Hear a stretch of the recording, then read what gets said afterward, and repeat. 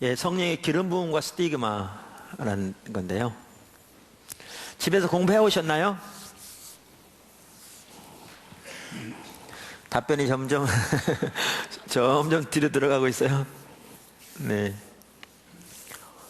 네, 잘 하고 계시죠? 우리가 지난번에 살펴본 대로 성령님의 역사는 두 종류로 크게 나눌 수 있어요. 그걸 뭐 이제 나누는 것에 따라서 여러 가지 나눌 수 있지만, 성령의 역사를 성령과의 교제가 있고요. 그 다음에 성령의 능력이 있어요. 그러니까,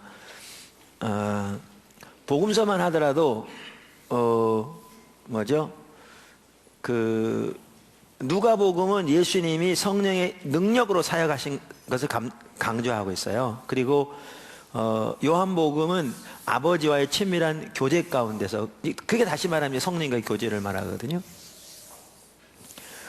왜냐하면 하나님과의 교제가 성령을 통해서 이루어지기 때문에요.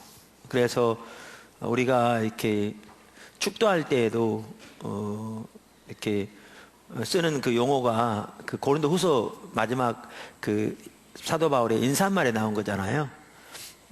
그러면서 그중 하나가 성령의 성령님과의 교제, 성령의 교통하심이라면 성령의 교제를 말해요. 펠로우십. 예, 그래서 이렇게 성령의 능력에 대한 부분이 있고 성령님과의 교제에 대한 부분이 있어요.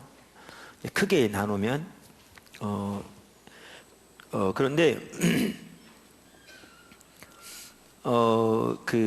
성령의 기름 부음, 흔히 우리가 이제 기름 부음이라고 말한 이 부분은 성령의 능력과 관련된 부분이에요.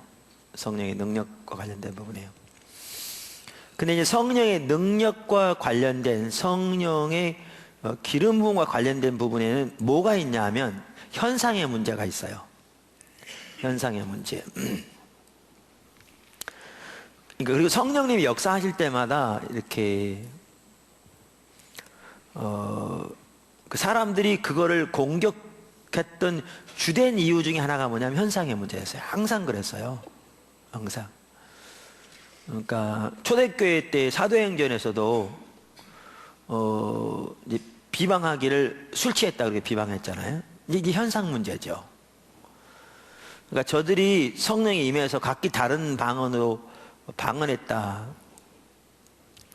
근데 이제 그때 그 방언은 최소한 듣는 사람의 입장에서는 다른 나라 말이었어요. 알아듣는 말로 했어요.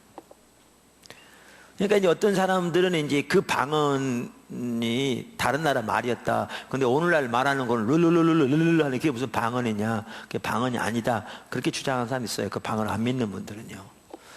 근데 고린도전서 12장부터 14장까지 나오는 방언의 은사는 사람들이 알아들 수 없는 거라고 그랬거든요. 방언, 그러니까 비밀을 하나님께 말하는 거라고 그랬거든요. 그러니까 이 사도행전 2장에 사람들이 알아들었다고 그래서 그것이 그 당시에 방언이고 알아듣지 못하는 건 방언이 아니다. 이거 안 맞는 얘기죠. 그거는 성경을 자세히 안 본 거죠. 아니면 한쪽만 취한 거죠. 예, 그랬는데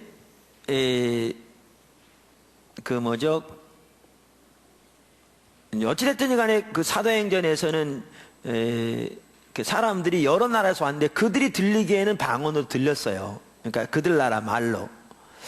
저는 이렇게 생각합니다. 개인적으로는. 그러니까 여기가 120명이 있었는데 이 120명 중에 이 사람이 알아들을 수 있는 말로 하고 120명이 이 사람이 알아들을 수 있는 말고 하고 120명이 이 사람은, 왜냐하면 여러 지역에서 왔잖아요.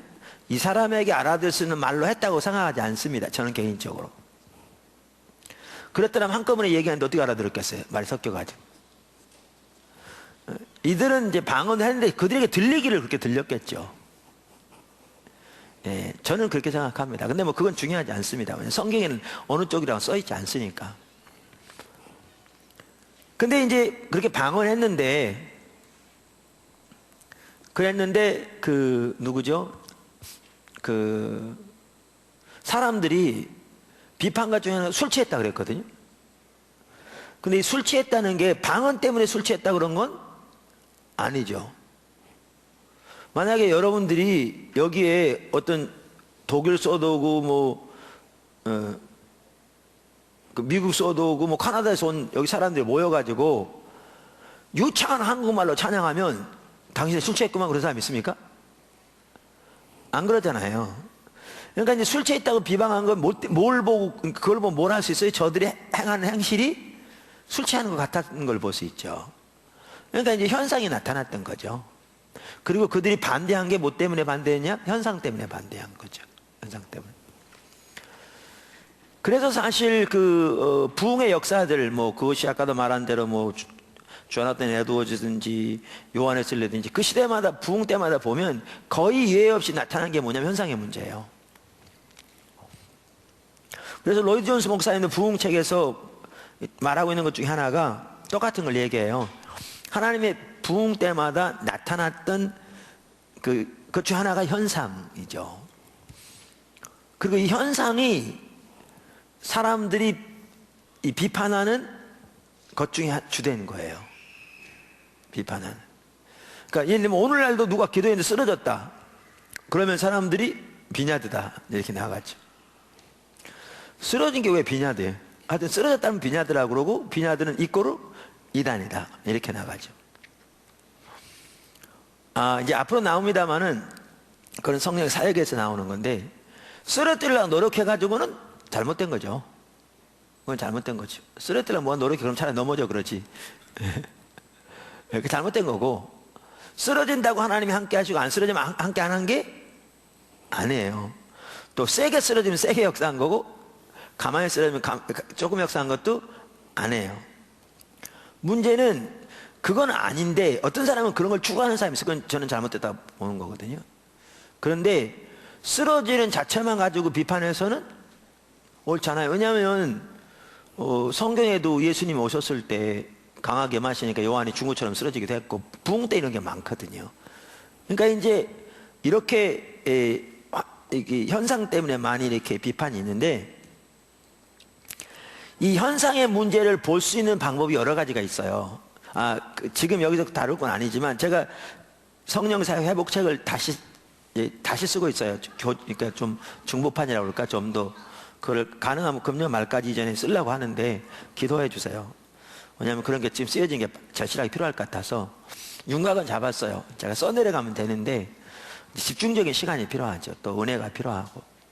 왜냐하면 오늘같이 이렇게 하루 종일 아침부터 저희가 성역학 하고 나면 완전히 지치는데 제가 집에 가서 책 안 써지거든요. 완전히 다 기운 빠져나가고 생각도 멍한 상황에서 책이 써지나 안 써지죠. 그럼 이제 힘들어서 그러는데 하여튼 은혜하고 집중적인 시간이 필요해요. 그래서 특별히 이제 최근에 들어와 더 이런 게 필요한 게 보이는데 근데 거기에 이제 자세히 쓰겠지만 이 현상의 문제를 볼 수 있는 각도가 여러 가지 각도가 있어요. 근데 그 중에 하나 현상의 문제를 볼 수 있는 각도가 스티그마라는 차원에서 볼 수 있어요. 근데 이 스티그마라는 차원에서 보는 거를 알트 킨들 목사님이 아주 잘 정리했어요. 알트 킨들 목사님. 그분이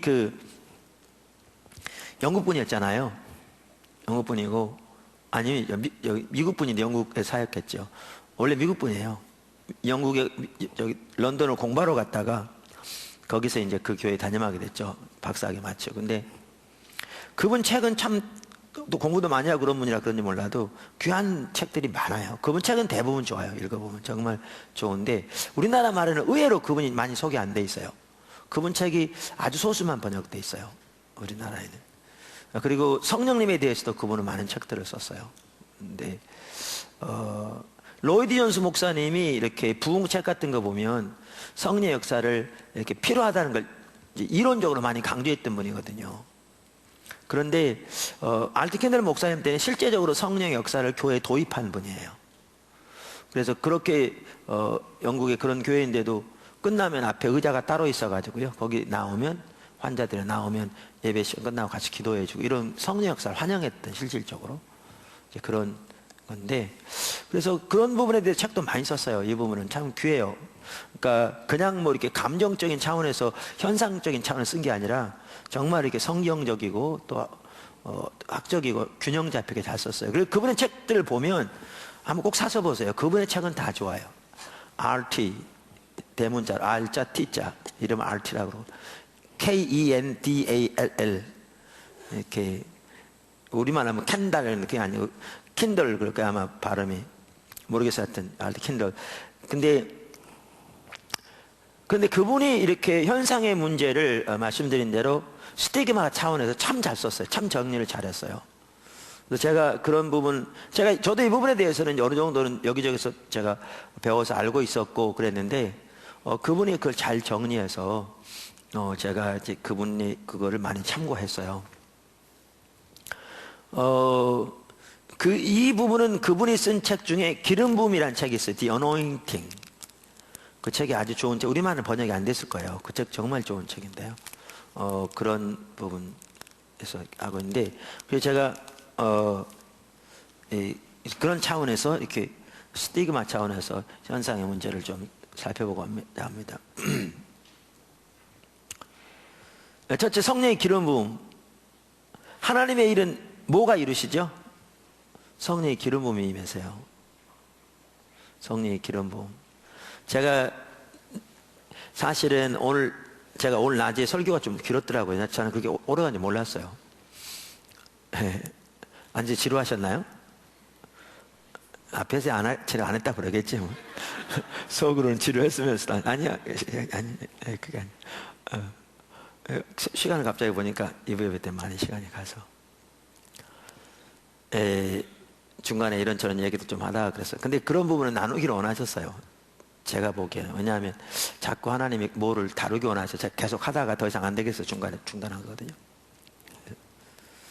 근데 오늘 제가 시간이 더 있었으면, 그러니까 예배는 하나님의 얼굴을 구하는 것이고, 그러니까 하나님과의 만남이 예배의 필수잖아요. 그러니까 주님을 아는 것, 이제 하나님 아는 만큼 하나님 예배할 수 있잖아요. 그러면서 제가 다루려고 그랬던 게 뭐냐 하면, 하나님의 임재와 예배의 관계도 사실 시간이 있으면 좀 다루려고 그랬어요. 왜냐하면 하나님과의 만남이고 하나님 아는 만큼 하나님 예배하기 때문에 예배에서 하나님의 임재는 필수거든요. 핵심이거든요. 이거는 그래서 에이든 토저도 그 부분을 아주 강력하게 말하고 있죠. 우리 지금 오창동 목사님, 협동 목사님 계시잖아요. 웨스트민스터에서 조직신학 PhD 받아서 지금 장로교 교통의 신학 대학원에서 교수로 수고하시는 그분도 에이든 토저를 아주 좋아해서 원래 에이든 토저를 가지고 박사학위를 연구하려고 했는데 학교에서 그건 안 받아줘서, 그러니까 청교도 ON 연구에서 학위 받으신 분이거든요. 이제 에이든 토저도 예배에 대해서 그 핵심이 하나님의 임재라는 걸 이렇게 얘기하고 그러는 건데, 제가 그 얘기도 하려고 그랬거든요. 살펴보면서 얼마 전인지 모르는데 우리가 예배 회복에 대해서 전국 컨퍼런스를 한 적이 있었어요. 예배 회복. 근데 목회자 컨퍼런스 첫 시간에 찬양팀들도 사실 이렇게 집회하면요, 이제 몇 주 전부터 찬양 다 준비합니다. 연습하고 기도하고 설교들도 다 준비하고. 근데 첫 시간에 찬양도 너무 힘들고 이렇게 막 하나님의 사람들도 막 졸기도 하고 저도 설교하면서 너무 힘들고 왜 그런지 몰랐어요. 근데 제가 설교하면서 그걸 깨달았어요. 하나님이 의도적으로 이렇게 하고 계신 거를. 그러니까 하나님 임재를 거두신. 그래서 하나님 임재가 없으면 우리 힘으로 안 되는 걸 보이시기 위해서. 그게 딱 보여지더라고요. 그래서 제가 그때 그렇게 얘기했거든요. 거기 목회자 컨퍼런스 모임원들에게 다 할 수 있으면 다음 주 월요일 날 첫 시간에 평시도 컨퍼런스 때 와라. 오시라. 지금 하나님 우리에게 실제적인 가르침을 가르치려고 하시는데 하나님의 임재가 없이는 정말 우리가 아무것도 할 수 없는 것을 보이시는 건데, 똑같은 설교를 할 텐데 하나님이 확연하게 달리하는 걸 보실 거라 그랬어요.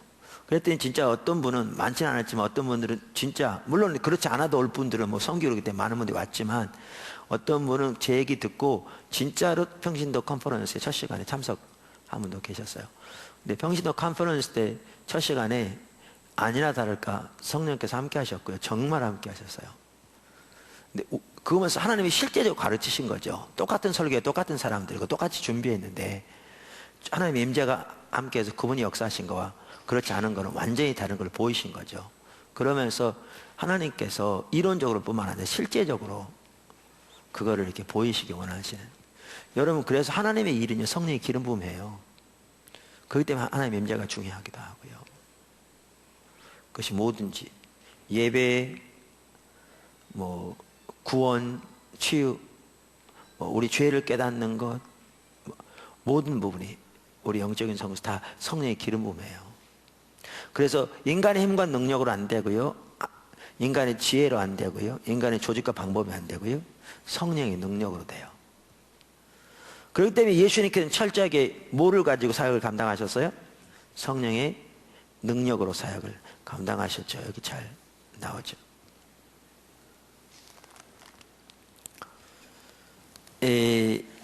그래서 스가랴 4장 6절에서도 뭐라고 표현했죠?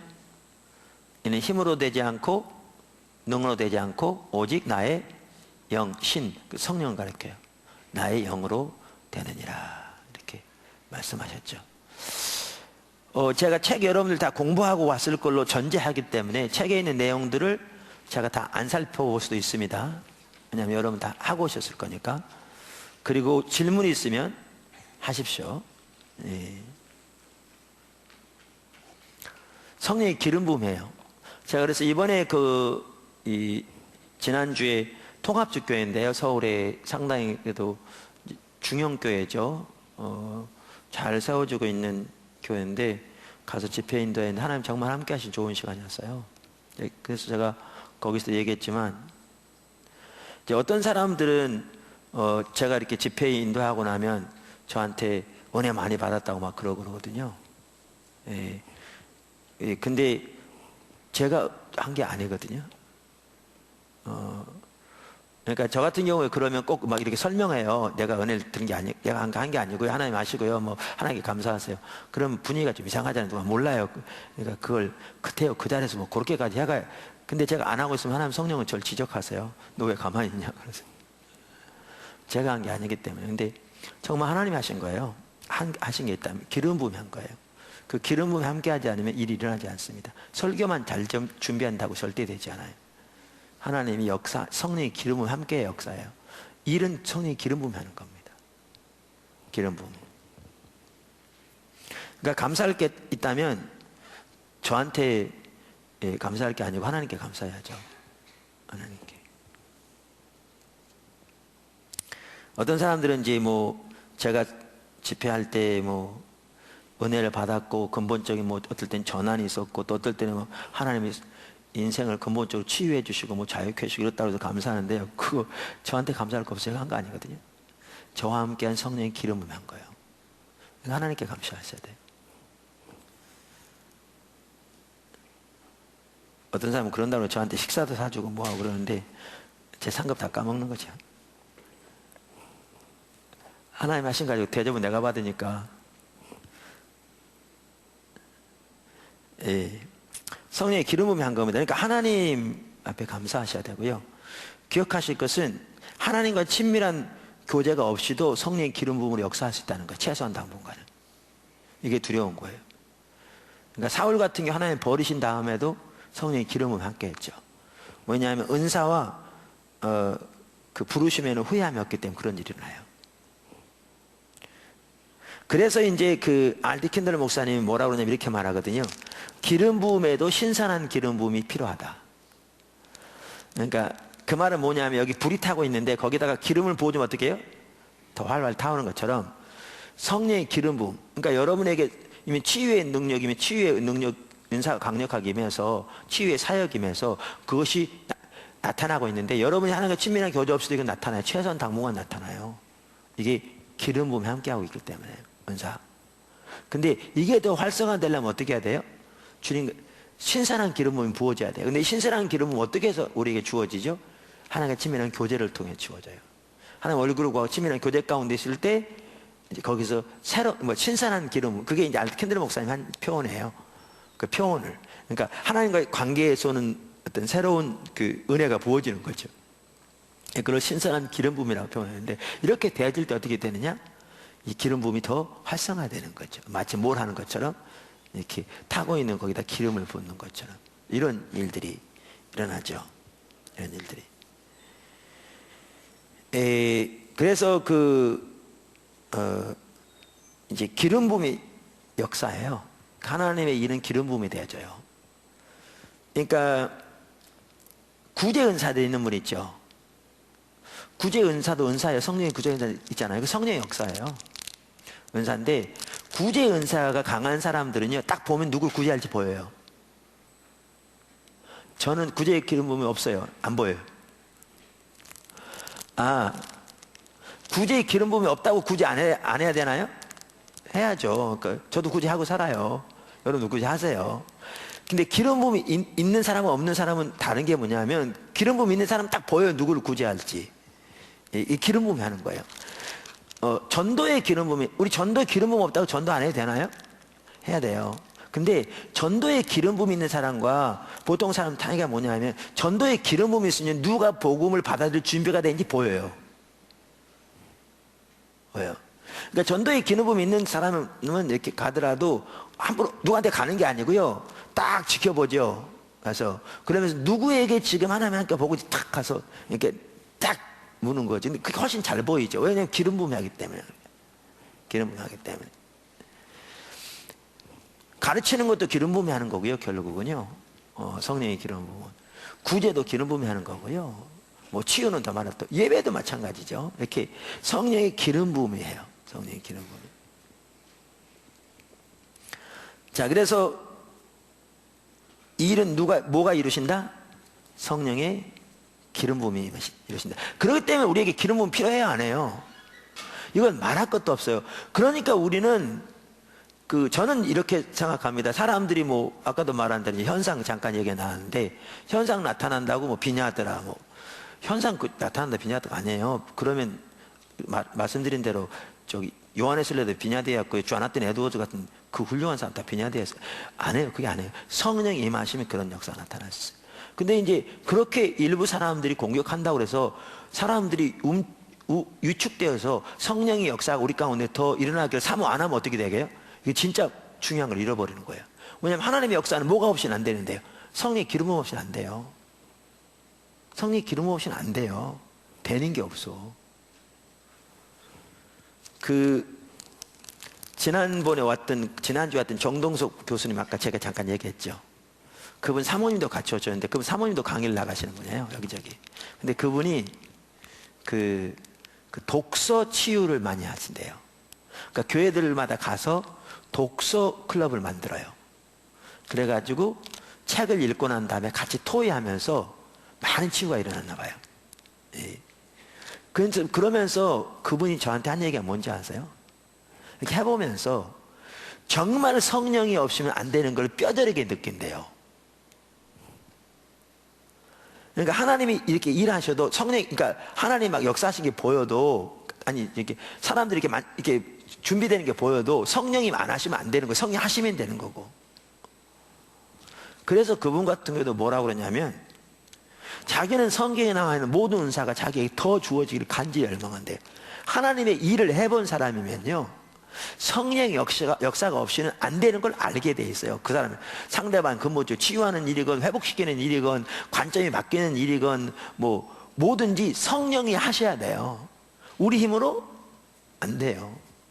여러분 지혜와 열심 가지고 안 돼요. 안 된다니까요. 뭐가 하셔야 돼요? 누가 하셔야 돼요? 성령이 하셔야 돼요. 그래서 성령의 기름은 필요해요. 절실하게 필요해요. 뭐를 위해서? 그 전도든지 구제든지 뭐를 위해서든지. 구제 말하니까 여러분, 그런 게 무슨 기름은 안 필요하냐 그런데, 아니요. 여러분 구제요, 다른 어느 거 못지않게 성령의 인도를 따라야 돼요. 여러분 구제한다고 돈 좀 있다고 다른 사람한테 이거 가지세요, 줘보세요.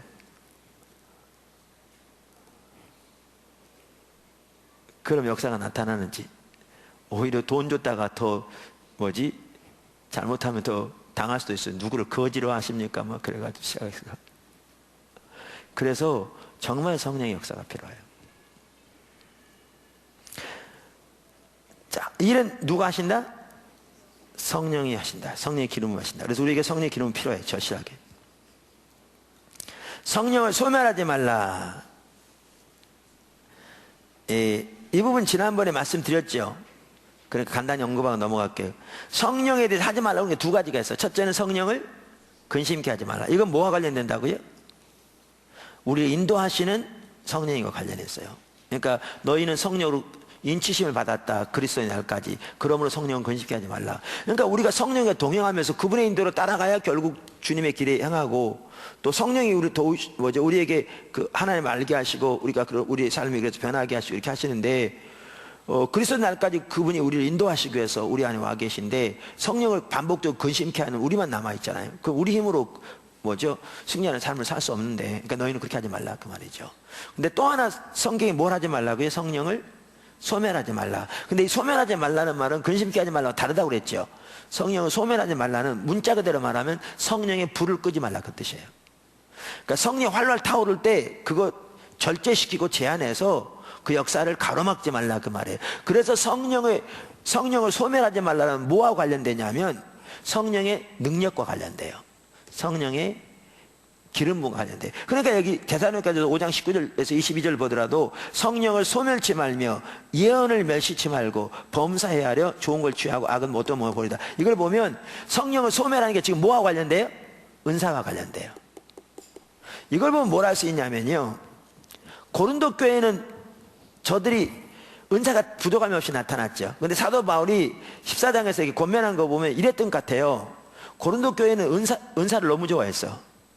그러니까 예배 시간 모이면 몇 시간 예배되는지 몰라요. 우리처럼 한 시간에 끝나진 않았을 거예요. 그 당시에 그렇진 않았으니까. 근데 몇 시간인지 몰라도 예배 시간 내내 뭐하고 있냐? 예언하고 있는 거예요. 하나님 이런 감동이셨다, 저런 감동이셨다. 근데 예언도 혼자씩 하는 게 아니라 서로 다 계속 예언 몇 시간이고 하는 거예요. 그러니까 주님이 뭐라고 하냐면, 사도 바울이 뭐라고 하냐면, 예언하는 거 좋다, 좋은데 한꺼번에 말하면 누가 알아듣겠냐? 한 사람씩 해라, 한 사람씩. 이렇게 순서대로. 그래서 어떤 사람이 예언하면 다른 사람이 예언 임하면 좀 잠잠하고, 또 하다가 이 사람이 예언이면 해라. 그리고 다른 사람은 분별해라. 그리고 이거 순서대로 해라. 한꺼번에 하지 말고. 이걸 보면 그들이 뭘 했는 걸 보냐면, 예언의 은사는 환영했는데 어떻게 지나치게 한 거죠. 막 여기저기 막 한꺼번에. 그거의 반면에 갈라디아 교회는 어떤 교회였던 걸 볼 수 있어요? 이 반면에 어쩌면 갈라디아 교회가 고린도 교회를 보고 시험 들어서 그런지 모르겠어요.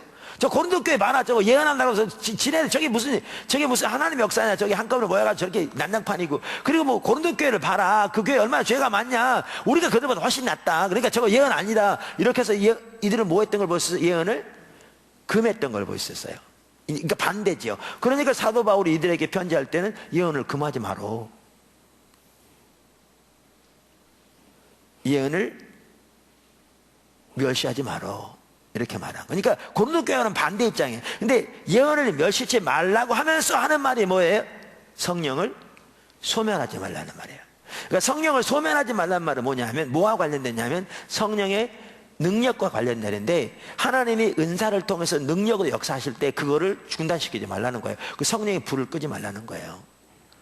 그러니까 성령을 소멸하지 말라는 말이처럼 성령의 기름 부음과 관련되는 겁니다. 성령의 기름 부음, 성령을 소멸치 말라.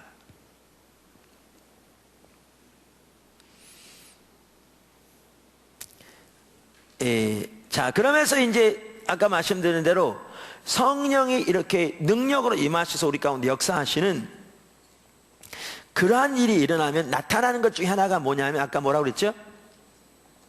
현상의 문제라고요. 현상의 문제.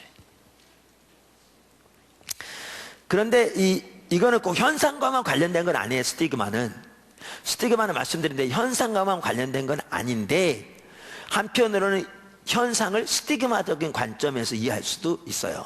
그래서 이 시간에는 스티그마가 뭔지 전반적으로 살펴보고, 그런 관점에서 현상도 볼 수 있다. 또 그 선상에 대한 하나님의 길을 배울 수 있다라는 것을 이렇게 살펴보려고 합니다. 그 전에 보면 성경 여기 고린도전서 14장 26절, 그런즉 형제들아 어찌할꼬 너희가 모일 때 각각 찬송시도 있으며 가르치는 말씀도 있으며 계시도 있으며 방언도 있으며 통역함도 있나니 모든 것을 뭐하기 위하라? 덕을 세우기 위해서 하라. 그래서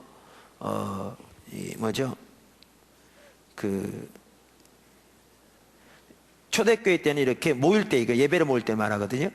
찬송시, 가르치는 말씀뿐만 아니라 계시, 여기 계신 예언이죠. 방언, 통역, 이렇게 은사들이 다양하게 나타났던 걸 볼 수 있죠. 다양하게. 어제도 어떤 분이 이렇게 문의를 하셨어요. 어떤 일에 대해서 뭐 이렇게 일부에서 어떤 단체들을 막 이단이라고 정죄하고 그러면서 신사도 운동이라고 막 정죄하고 막 그래요. 근데 우리나라에 지금 참 심각한 게 뭐냐면요, 그거를 올바로 이렇게 정의도 안 내린다는 거예요. 그럼 신사도 운동이 뭐냐? 그럼 신사도 운동 이런 거다라고 해놓고 정죄를 해야 되는데, 신사도 운동이라고 그러면 오늘날에도 초대교회 같은 사도들이 있다. 이제 이래서 그 사도들이 임명하는 이거를 이제 신사도 운동이라고 그러거든요. 이제 그렇다면 그거만 딱 신사도 운동이라고 그래야 되는데, 그러니까 저는 오늘날에도 사도가 있어서 사도로 임명받아가지고 나는 사도라 이렇게 말할 수 있다고 생각하지 않습니다. 전 개인적으로. 많은 분들이 얘기하듯이 사도적인 기능 부분이 있죠. 그건 에베소 4장보다 명백하니까. 역할이라고 그럴까? 누가 사도, 그건 하나님만 아시죠. 그런데 우리가 사도를 그러니까 우리가 사도를 분별할 권리가 있다. 우리가 그리고 사도를 임명할 권리가 있다. 또 우리가 임명한 사람은 사도다. 저는 이거는 좀 받아들이기가 그렇습니다. 그래서 저는 그걸 그렇게 안 받아들입니다. 그렇게 안 믿습니다. 그러니까 이제 그런 게 문제다 그러면 이해가 가는데, 문제는 오늘날에도 예언을 존재한다 그러면 그 사람도 신사도 운동이고, 이렇게 가버리면 이거 막 가는 거죠. 그러면 성경에 분명히 오늘날 예언이 있는데, 예언이 그친다는 말이 전혀 없는데, 여기 고린도서 13장에 예언도 그치고 방언도 그치고 이것은 주님이 오실 때를 말하는 거지 성경이 완성될 때를 말하는 게 아니죠. 그건 당연히. 일부에서는 그 구절을 가지고 성경이 완성될 때 그것이 멈춘다고 그랬거든요. 지금은요, 기적적인 은사들이 오늘날은 그쳤다고 주장하는 사람들마저도 그 구절은 그게 아니라고 받아들여요. 일반적으로요. 그거는 주님 재림 때를 말해요. 성경 어디에도 예언의 은사가 끝났다고 써있지 않아요. 어디에도. 자, 그런데 이처럼 모든 것을 가져다 그렇게 비판하는 것은 정말 이렇게 옳지 않죠. 정말 옳지 않습니다.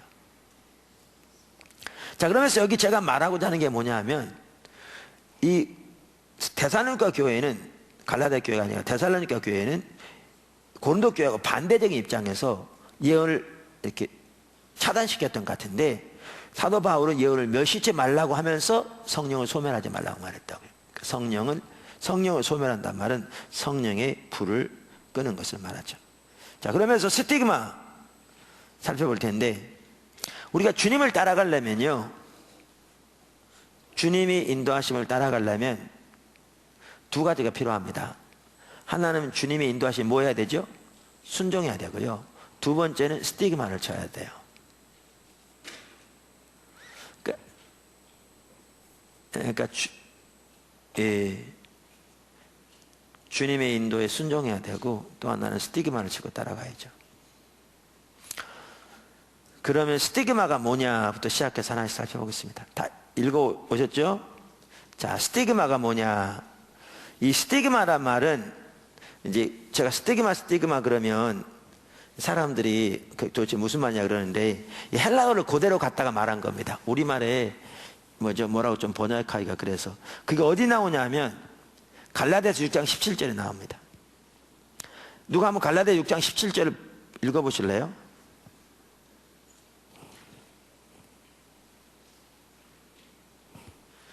큰 소리 읽어보시죠.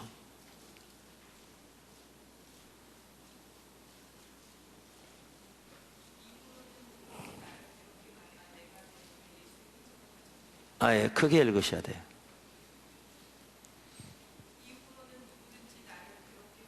크게.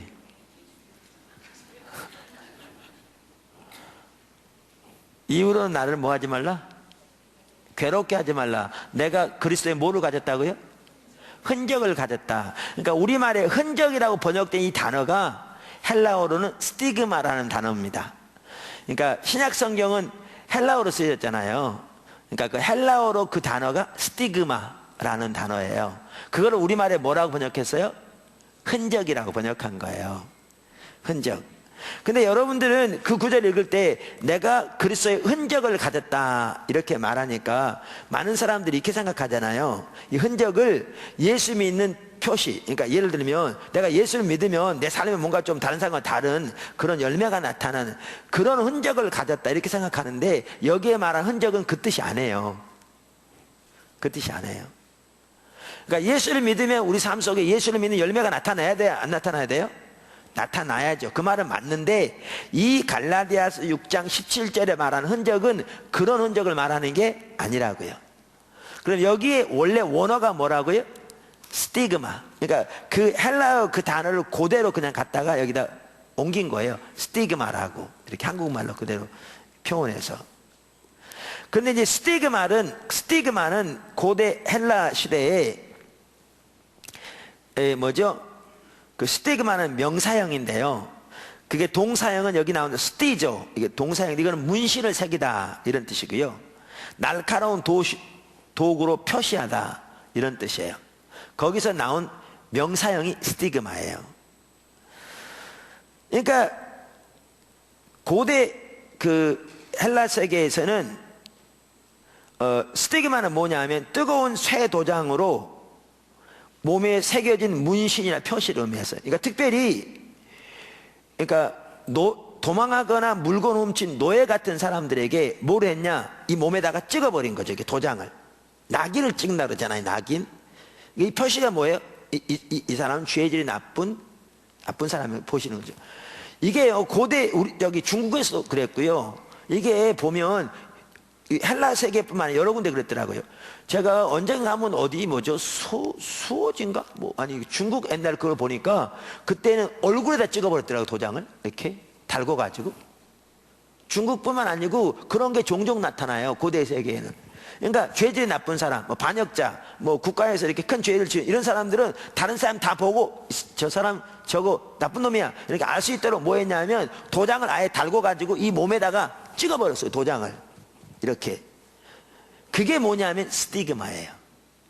그게. 그러니까 사도 바울이 나는 내 몸을 그래서 흔적을 가졌다는 말은 그런 흔적을 가졌다는 거예요. 이 몸에다가. 진짜로 도장이 찍혔다는 게 아니라 사람들로부터 그렇게 평가받는 스티그마가 자기에게 있다는 거죠. 스티그마가.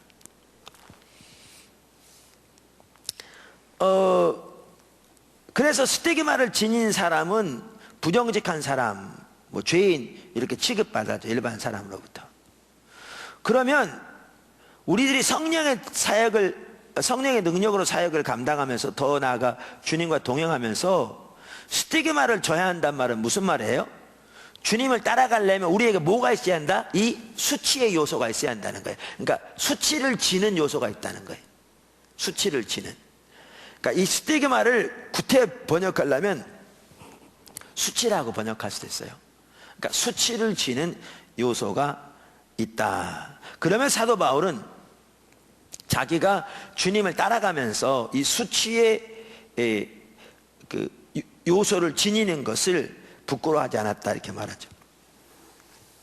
이렇게 볼 때 이 스티그마라는 단어는 스칸달론이라는 단어와 비슷한 맥락이에요. 점점 오늘날 저 헷갈리네요. 스티그마 또 뭐고 또 스칸달론은 또 뭐냐. 여러분 스캔달이라는 단어를 아시죠? 어떤 배우가 이번에 스캔달 일어났다.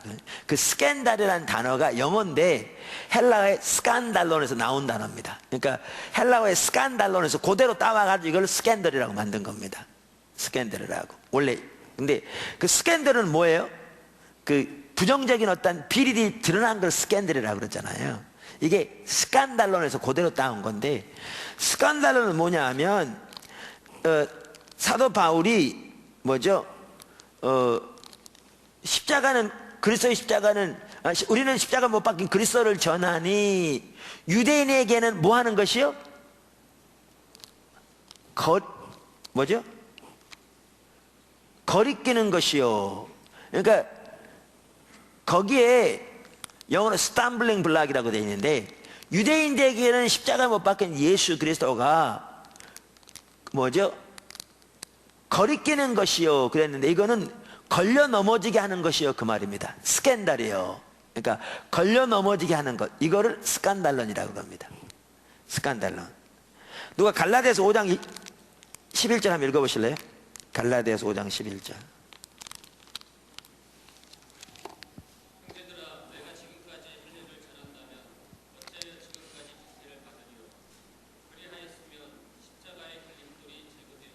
예, 여기에는 뭐라고 번역되어 있어요? 걸림돌. 그러니까 아까 거치는 것, 걸림돌, 이게 다 똑같은 단어예요. 스칸달론. 그러니까 십자가에는 뭐가 있다는 거예요? 걸림돌이 있다는 거예요. 그러니까 우리가 십자가를 지고 따라가려면 우리에게 무슨 요소가 있다? 걸림돌이 있다는 거예요. 걸림돌. 그거를 다른 말로 해서 아까 스티그마라고 말하는 거예요. 그러니까 같은 맥락이에요. 여기 말하는 스티그마는 스칸달론과 같은 의미. 내가 뭐 헬라어 또 그러니까 좀 복잡해. 다 이해하시죠? 뭐 어려운 게 아니니까 전혀. 다 이해하시죠? 자, 그렇게 우리가 십자가의 공로만을 믿음으로 의지하는 복음에 서려면, 주님을 따라가려면 우리에게 뭐가 있어야 한다? 스티그마를 지는 게 요구된다는 거예요. 다시 말하면 수치의 요소를 지는 게 요구된다. 이걸 다른 말로 하면 스칸달론, 걸림돌을 지는 요소가 우리에게 필요하다는 거예요. 그러니까 걸림돌을 지는 요소를 안 지면 주님 따라갈 수 있다 없다? 못 따라간다는 거예요. 그러니까 왜 그 당시 사람들이 십자가에는 걸림돌이 있는데, 이 걸림돌 피하기 위해서 그들이 한 게 뭐냐면 할례를 전한 거거든요. 할례를. 그러니까 어떻게 되느냐면 성령의 능력, 십자가의 능력은 소멸된 거죠. 소멸된 거죠. 왜? 십자가에는 걸림돌의 요소가 있어요. 그러니까 그걸 지고 따라가야 우리가 올바른 신앙생활을 할 수 있어요. 근데 이거를 지기 싫어하면 복음의 능력이 소멸되는 거죠. 그러니까 걸림돌이란 뭐냐면 사람들이 십자가 때문에 넘어진다 그 말이에요. 그러니까 넘어지기 때문에 그들의 관점에서 우리가 그들에게 수치의 요소를 보여줄 수 있다는 거예요. 그거를 지는 게 필요하다는 거죠. 자, 그러면서 여기 나와 있는 것처럼 알드 킨들 목사님은요, 그분의 책 The Anointing, 기름 부음이라는 책에서, 이 책 참 좋은 책이에요. 책에서 이렇게 얘기해요. 삼위일체 하나님 모두 스티그마를 가지고 있다. 그러니까 스티그마라면 다른 말로 표현하면 사람들에게 넘어지게 하는 요소가 있다, 이렇게 표현해도 돼요. 아까 스칸달론이 그 뜻이니까. 삼위일체 하나님 모두 사람들에게 넘어지게 하는 요소가 있다. 그러면서 그럼 성부 하나님은 사람들에게 넘어지게 하는 요소가 뭐냐? 그것은 하나님의 주권, sovereignty, the sovereignty of God, 하나님의 주권이라. 그러니까 이게 무슨 말이냐면, 하나님은 주권자로서 하나님께서 원하시는 걸 생각하시고, 하나님이 뭐죠? 하나님께서 원하시는 것을 말씀하시는 권리를 가지고 있죠. 주권자란 말은 그분이 원하시는, 그분이 원하실 때 그분이 원하신 방법대로 할 권리가 있다는 거거든요. 그리고 하나님 앞에 나아갈 때 하나님의 기준을 따라서만 하나님 앞에 나아갈 수 있죠. 근데 이게 많은 사람들에게 뭐예요? 걸림돌이죠. 여러분, 일반적인 종교 같은 경우에 불교 신자 이렇게 요즘 이렇게 뭐죠? 글쎄 제가 잘 모르지만 신문에도 보고 가끔 그런 듣는 바에 의하면 대기업 총수 중에 어떤 사람들은 절을 크게 지어주잖아요. 절 하나 지어주려면 돈 몇십억, 때로는 몇백억 들을 수 있거든요. 근데 지어줘도 왜 그렇게 지어주냐면 공을 쌓으면 잘 되게 해주니까. 그래서 이제 거기에서는 아침마다 거기서 기도하는 분들이, 승려들이 기도해 줄 거니까. 근데 그분들의 사업을 부처님께 드려서 부처님이 그분의 사업에 그분의 뜻대로 인도해주고, 이건 관심 없거든요. 그냥 이만큼 드렸으면 이걸 받으시고 나 그냥 복 주세요 하는 거죠. 근데 기독교는 안 그렇습니다. 하나님은 주권자 하나님이시고요, 그분은 우리의 삶의 모든 영역의 왕이 되기 원하세요. 그리고 우리의 삶의 모든 영역이 그분의 통치 아래 있기 원하세요. 그러니까 아까도 말한 대로 좀 돈 좀 내면 그 대가로 뭐 복 주는 건 좋은데 내 삶의 모든 영역의 주인 되어 가지고 내가 아니라 그분이 내 모든 삶에 콩나라 장나라는 건 나는 원치 않다는 거죠. 이 주권이 수많은 사람들을 걸려 넘어지게 하는 겁니다. 이해되시죠? 근데 오늘날 신앙생활하는 적지 않은 사람들이 불교를 믿듯이 하나님을 믿어요. 주일날 와서 예배드리고 헌금 좀 내면 하나님은 그것을 만족하시고 나 복 주세요. 뭐 내 삶에 뭐 이래라 저래라 하면 그건 내가 알아서 할 일이지. 이렇게 생각하는 사람 절대 적지 않아요. 그거는요 기독교 신앙이 아니에요. 그거는 예수 믿는 게 아니에요. 그거는 하나의 종교예요. 그거는 불교에서나 그렇게 하는 거고요. 그거는 힌두교에서나 그렇게 하는 거예요. 힌두교에서. 근데 하나님은 주권자세요. 하나님은 진정한 복을 주시는 분이죠. 근데 주권적인 통치를 했을 때 하나님은 진정한 생명이 넘치죠. 그러니까 복은 원하는데 주권적인 통치는 원치 않죠. 왜? 그게 사람들에게 넘어지게 하는 요소예요. 이게 스칸달론이라고 말이죠. 예수님에게 있는 스티그마는 알트 캔들 목사님이 잘 말해주고 있는데 예수님 십자가죠. 그러니까 하나님께 나아가는 유일한 길은 오직 예수 그리스도밖에 없어요. 이게 오늘날 많은 사람에게 걸려 넘어진 게 아세요? 특별히 범신론이 지금 팽배한 상황에서 우리가 이렇게 믿으면요 지금 사회 분위기가 뭔데요? 그러니까 기독교는 편협한 종교다. 그래서 기독교 내에도 자유주의는 여기 정상에 이르는 길이 여러 개 있다. 이 길도 있고 저 길도 있고 저 길도 있는데 기독교는 그중에 한 길이고 불교도 한 길이고 뭐도 한 길이고 그저 잘만 섬기면 된다. 이렇게 주장하는 사람도 있어요. 기독교 내에. 그래서 저들 가서 같이 예배드리고, 그래서 캐톨릭 같은 경우에는 뭐죠? 4월 초팔에는 절에 가서 예배드리고 성탄절에는 주지가 와가지고 같이 예배드리고 그러죠.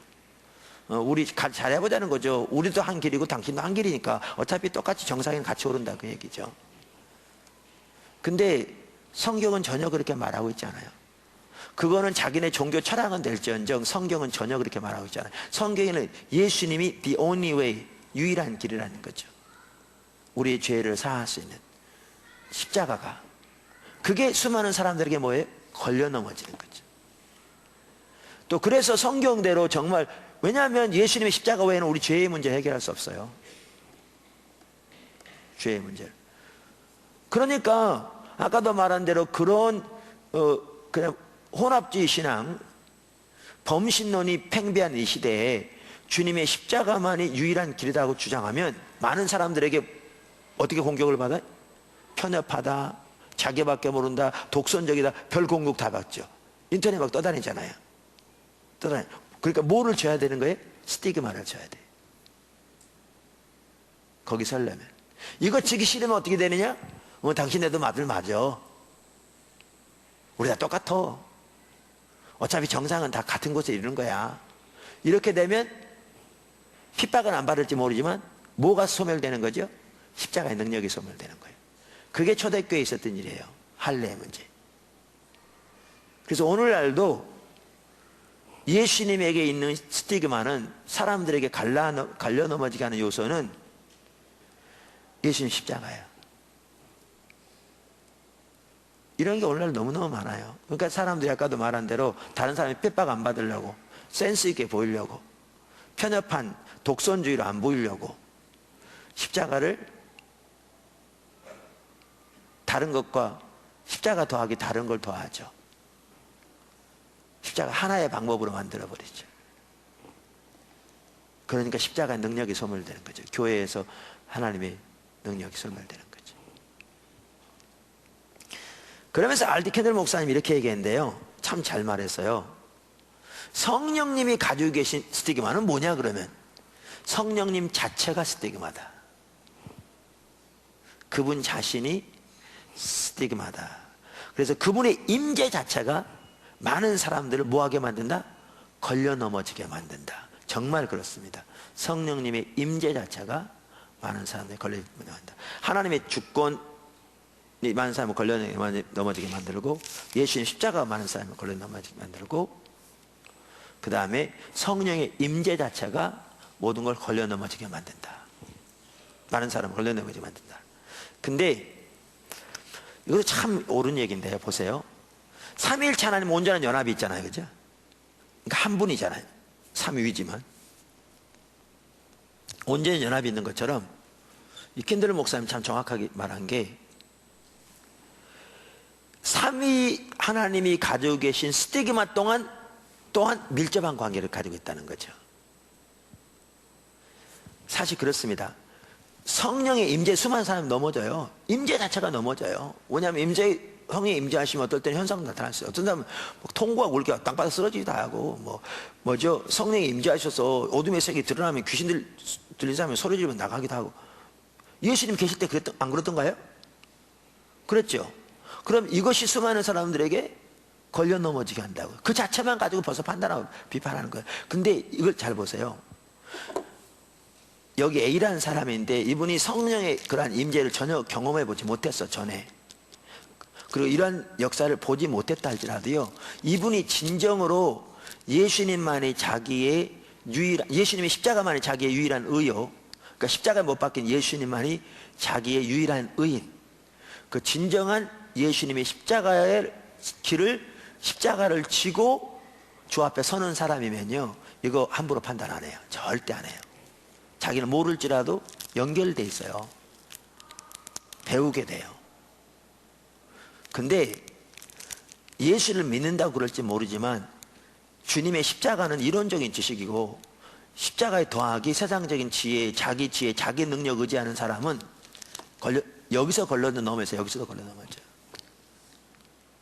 그러니까 우리가 이미 살펴본 것처럼 바리새인들에게 너희가 나를 믿지 않는다, 내게 오지 않는다, 너희가 믿는 성경이 나를 증거하는데, 그랬는데 그들이 못 본 이유는 주님이 말씀하신, 너희가 한 번도 그들이 믿는다고 하나님 그분의 음성을 들어보지 못하고 그분의 형령을 못 봤다고 그랬는데, 그들이 진정한 의미에서 하나님의 주권적인 통치 아래 거하는, 그리고 하나님과 올바른 관계에 있었더라면요, 그들은 예수님을 통해서 하나님 하신 일을 볼 수 있었어요.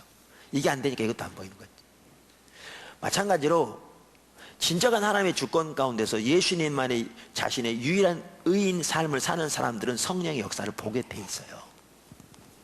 이게 없으면 성령님이 넘어질 때, 그 성령님의 스티그마에도 똑같이 넘어져요.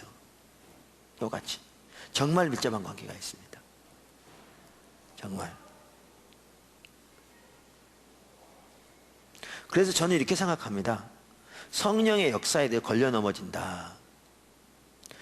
걸려 넘어지는 사람에게 살펴보는 것은 먼저 자신이 진정한 하나님의 주권적인 통치 아래 거하는지, 자신이 정말 주님의 십자가만이 자신의 의인 삶을 살고 있는지, 그것부터 살펴봐야 돼요. 그거부터. 여기에 걸려 넘어진 사람은 아마 거의 대부분 이해가 있을지 잘 모를 만큼 그 주님의 주권적인 통치 아래 있지 않을 거예요. 그리고 정말 주님의 십자가면 자기 의인 그 자리에 있지 않을 거예요. 거기서 또 문제가 잘못됐으니까 여기서 넘어지는 거예요. 이게 밀접한 관계가 있습니다. 밀접한 관계가 있어요.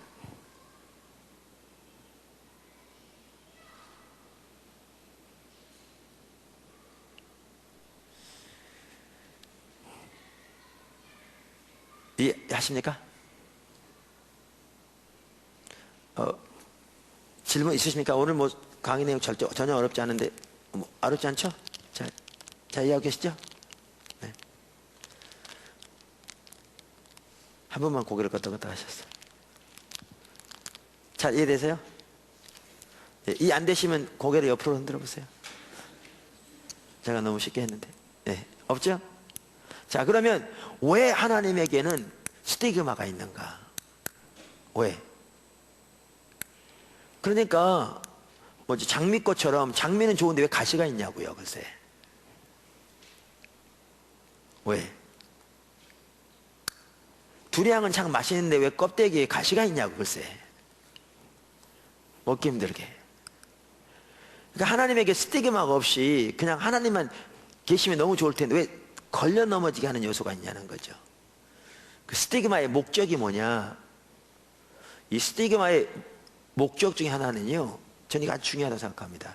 스티그마의 목적은 사람들의 중심을 드러내기 위한 거예요. 사람의 중심을 드러내기 위한 거예요.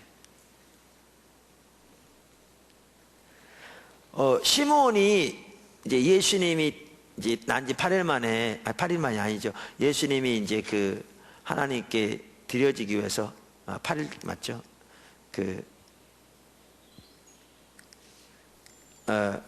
하나님께 드려지기 위해서 예수님의 부모가, 아니 8일 만이 아니죠. 내가 왜 이래. 예수님 부모가 예루살렘에 데려갔잖아요. 그죠?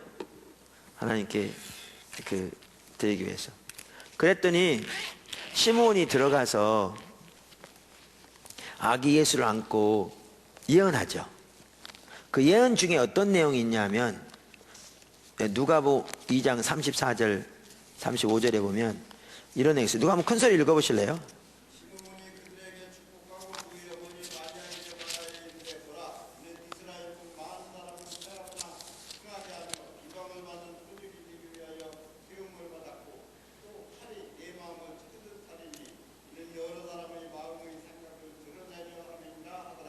네, 여기에 보시면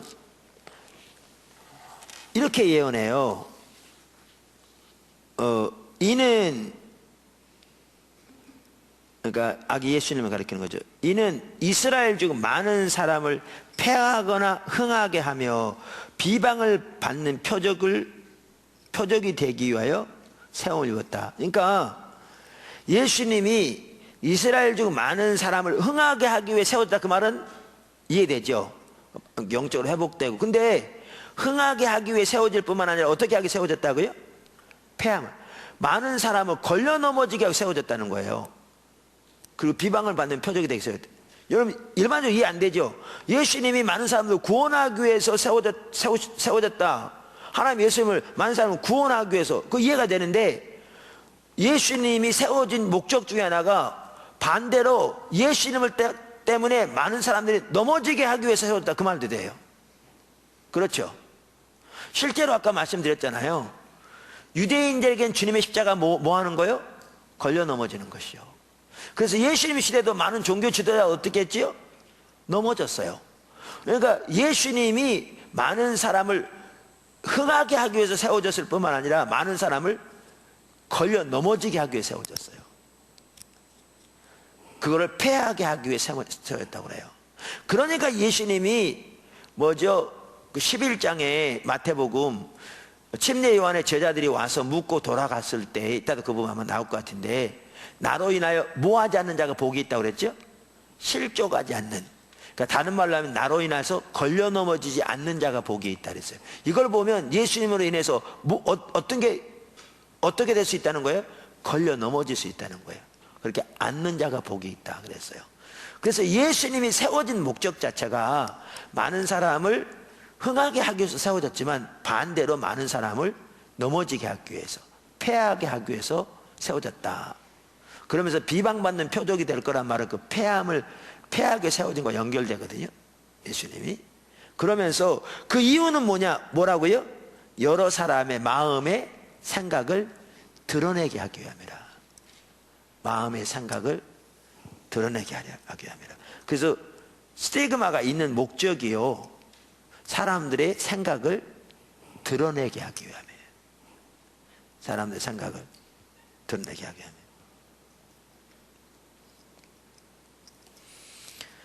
위함이에요. 그러면 사람들의 생각을 드러낸단 말이 뭘까요? 그 마음속에 있는 중심을 드러내기 위함이라 그 말이죠. 중심을 드러내게 하기 위함이라. 거기 책에 나오는데, 그 전에 여기 그 예를 보시죠. 베데스다 연못가가 그게 아주 좋은 예거든요. 요한복음 5장에 보면 예수님이 안식일에 베데스다 연못을 지나가시다가 38년 된 병자를 고치셨죠.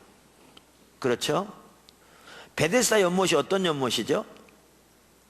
그 당시에 전통이 있었는데, 그 전설이 이렇게 천사가 내려온 물이 동하고, 물이 동할 때 가장 먼저 거기에 들어가는 사람은 어떤 사람이든지 다, 그 병이 무엇이든지 다 낫는다는 전설이 있었어요. 그 전설 때문에 거기에 환자들이 많이 있었죠.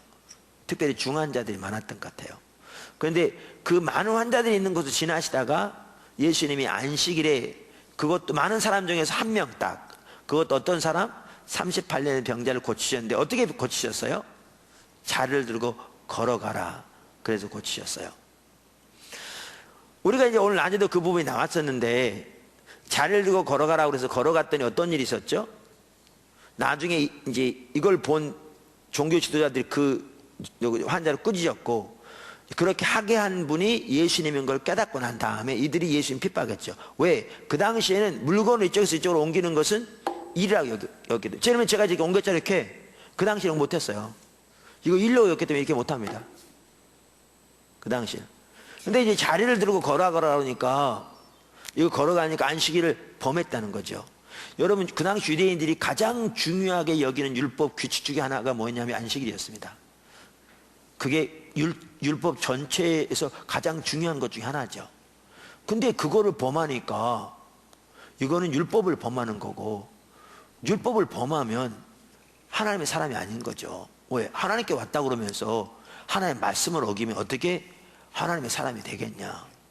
그래가지고 그들은 예수님에게 나타난 능력은 분명히 의심할 수 없는데, 왜? 죽은 자가 막 살아나고 눈먼 자가 눈을 뜨니까, 안전병이 일어나니까. 문제는 이렇게 안식일을 범하게 가르치고 성경을 범하도록 가르쳤다고 해서 이 능력은 하나님께 온 게 아닌 게 분명해서 이거를 바알세불, 마귀 들렸다고 예수님 공격한 겁니다.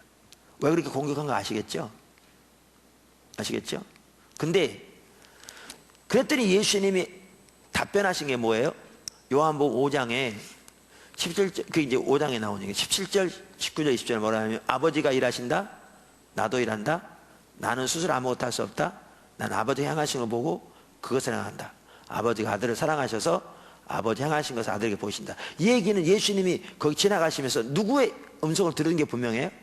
하나님의 음성. 그러니까 이게 자기 임의로 한 게 아니라는 거죠. 예수님 답변하시고 내가 이거 스스로 할 수 없다. 내가 한 게 아니라는 거죠. 그러니까 예수님은 아버지가 행하심을 보고 그걸 행했다는 거죠. 그러니까 어떤 방법으로 어떻게 말씀하셨는지는 알 길이 없지만 예수님의 답변을 들어보면 그 길을 지나가시다가 38년 된 병자를 고치기 원하신 하나님 뜻을 발견했던 걸 볼 수 있고요. 또 자리를 들고 걸어가라고 명령한 것도 결국 누구의 명령을 따라 한 걸 볼 수 있어요? 아버지 하나님. 그러니까 어쩌면 이렇게 했을 것 같아요. 38년 된 병자에게 관심을 갖게 하신 다음에 저에게 가서 자리를 들고 걸어가라고 그러라. 그랬던 것 같아요. 그러니까 예수님이 가서 그에게 낫고자 하느냐 그랬더니 뭐 넣어줄 사람이 없는데요 뭐 이랬더니 내가 너에게 명하노니 자리를 들고 일어나 걸어라. 그랬더니 하나님이 역사하신 거거든요. 그러니까 이 일이 누구의 인도를 따라 된 거예요? 성령의 인도. 근데 그 당시 종교 지도자들은 예수님을 핍박해요. 왜? 말씀을 어겼다고. 그러니까 오늘 낮에도 말씀드렸는데요, 예수님이 말씀을 어긴 게 아니었어요. 그러니까 안식일에 일하지 말라면 그런 뜻은 아니잖아요. 그들이 전통적으로 그 안식일에 일을 하지 않기 위해서 많은 전통을 가졌죠. 처음에 좋게 시작했을지 몰라요. 그러니까 안식일에는 물건이 이쪽에서 이쪽으로 안 옮긴다. 근데 문제는 전통에 집착하다 보니까 어디까지가 말씀이고 어디까지가 전통인 게 구분이 안 되는 거죠. 전통에 집착하면 그렇게 되거든요. 근데 나중에는 전통을 그건 뭐처럼 여기는 거예요? 말씀처럼 여기는 거예요. 여러분, 캐톨릭에서 오늘날 마리아에게 기도하는 거예요. 성경 어디에도 안 써 있어요. 그건 전통이에요. 근데 전통에 집착하다 보니까 그들은 그것을 말씀으로 알아요. 성경에 그런 거 없어요. 근데 전통에 집착하면요, 말씀과 성경이 구분이 사라져요. 아까도 어떤 분 얘기했다고 했잖아요. 이 교회 장로교 아니고 성질 나가는 게 전혀 성경에 대한 게 아니에요. 전통이에요. 근데 문제는 본인은 성경이라고 생각하는 거죠. 왜? 전통에 집착하다 보면 성경과 전통의 구분이 사라져버려요. 구분이 사라져버려요. 자, 그런데 문제는 예수님은 누구의 인도를 따라 한 거예요? 성령을 따라 인도한 거예요. 성령을 따라 한 거예요. 근데 이 사람들은 전통과 말씀의 구분이 사라지니까 예수님이 말씀을 어긴 게 아니라 전통을 어겼는데 이들은 말씀을 어겼다고 받아들이고 예수님을 대적하는 거잖아요. 그러니까 성령의 인도를 따른 걸 대적하는 거예요. 대적하는 거예요. 근데 이제 문제는 이거죠. 왜? 근데 이 자리를 들고 걸어가라고 이렇게 하신 게 예수님의 답변을 들어보면 예수님이 하신 거예요? 아니면 하나님이 그렇게 말씀하신 거예요? 하나님이 하신 거죠. 그렇잖아요. 나는 아무것도 스스로 할 수 없다고 예수님이 말씀하시니까. 그럼 하나님이 하신 건데 왜 하나님이 그러면 자리를 들고 걸어가라고 그러냐는 얘기죠. 하나님. 다른 말로 하면 왜 성령님이 그 사람에게 자리를 들고 걸어가라고 명령하도록 예수님에게 그렇게 감동을 주셨냐는 거죠. 왜? 무슨 말 잘 따라오고 계세요?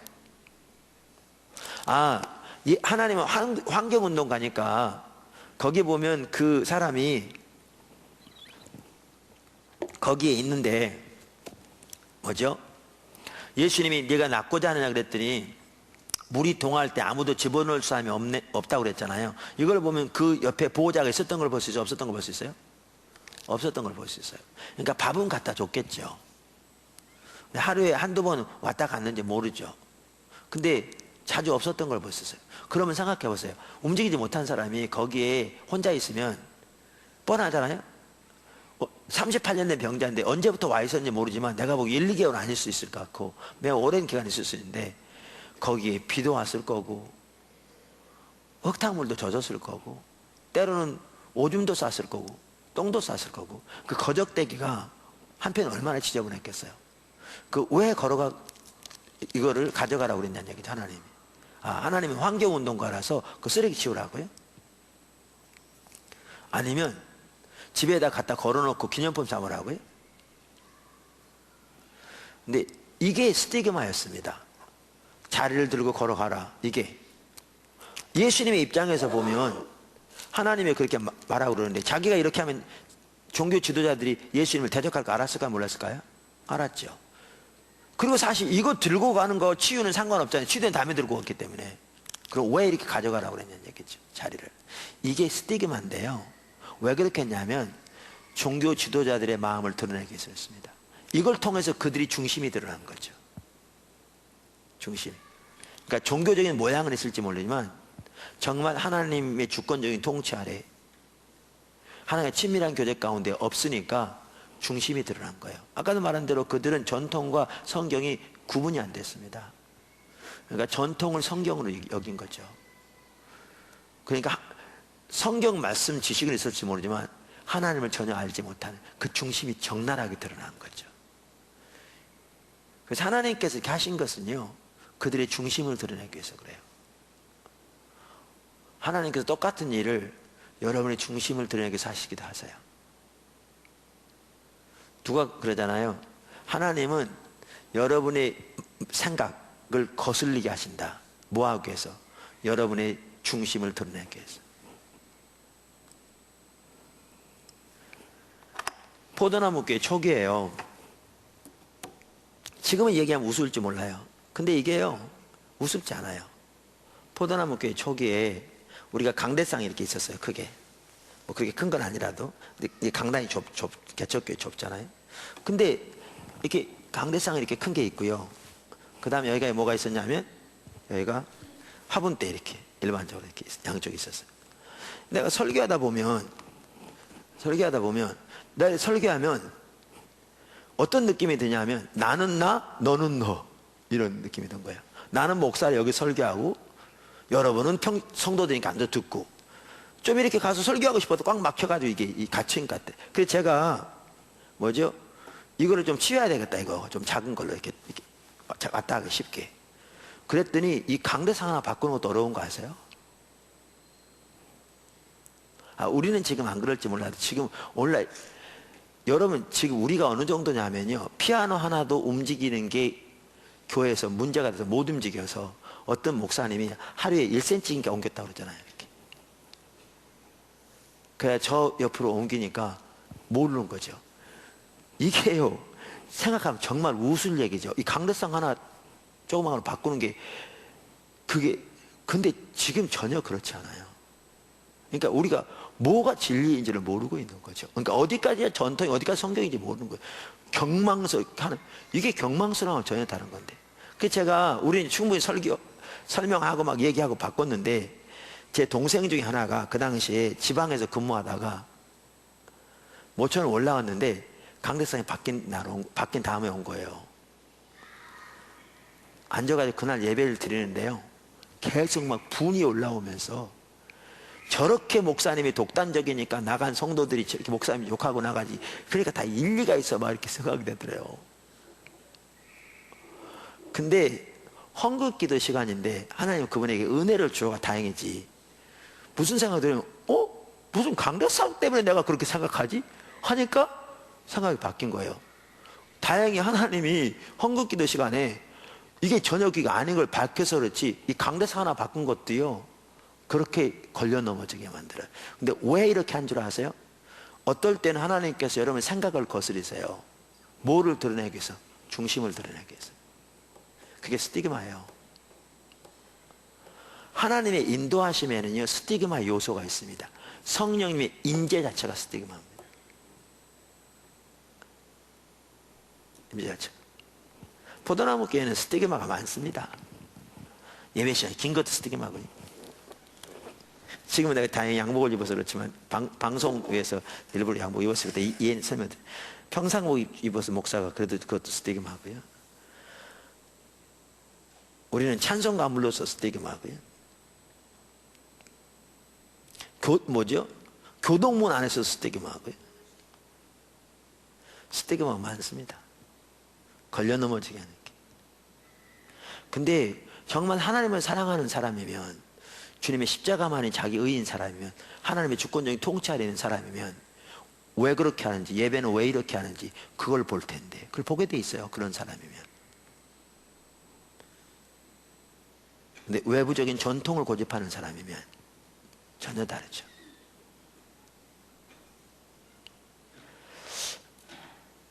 이해하십니까? 책 잘 읽어보셨죠? 질문 있으면 하십시오. 여기까지 더 나가기 전에.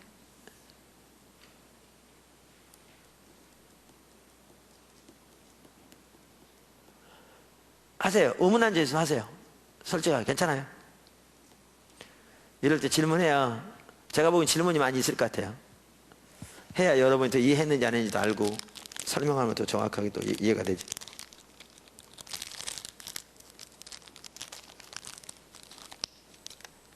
질문 하세요. 여러분 질문할 동안 나는 사탕이나 과자 하나 먹어야지.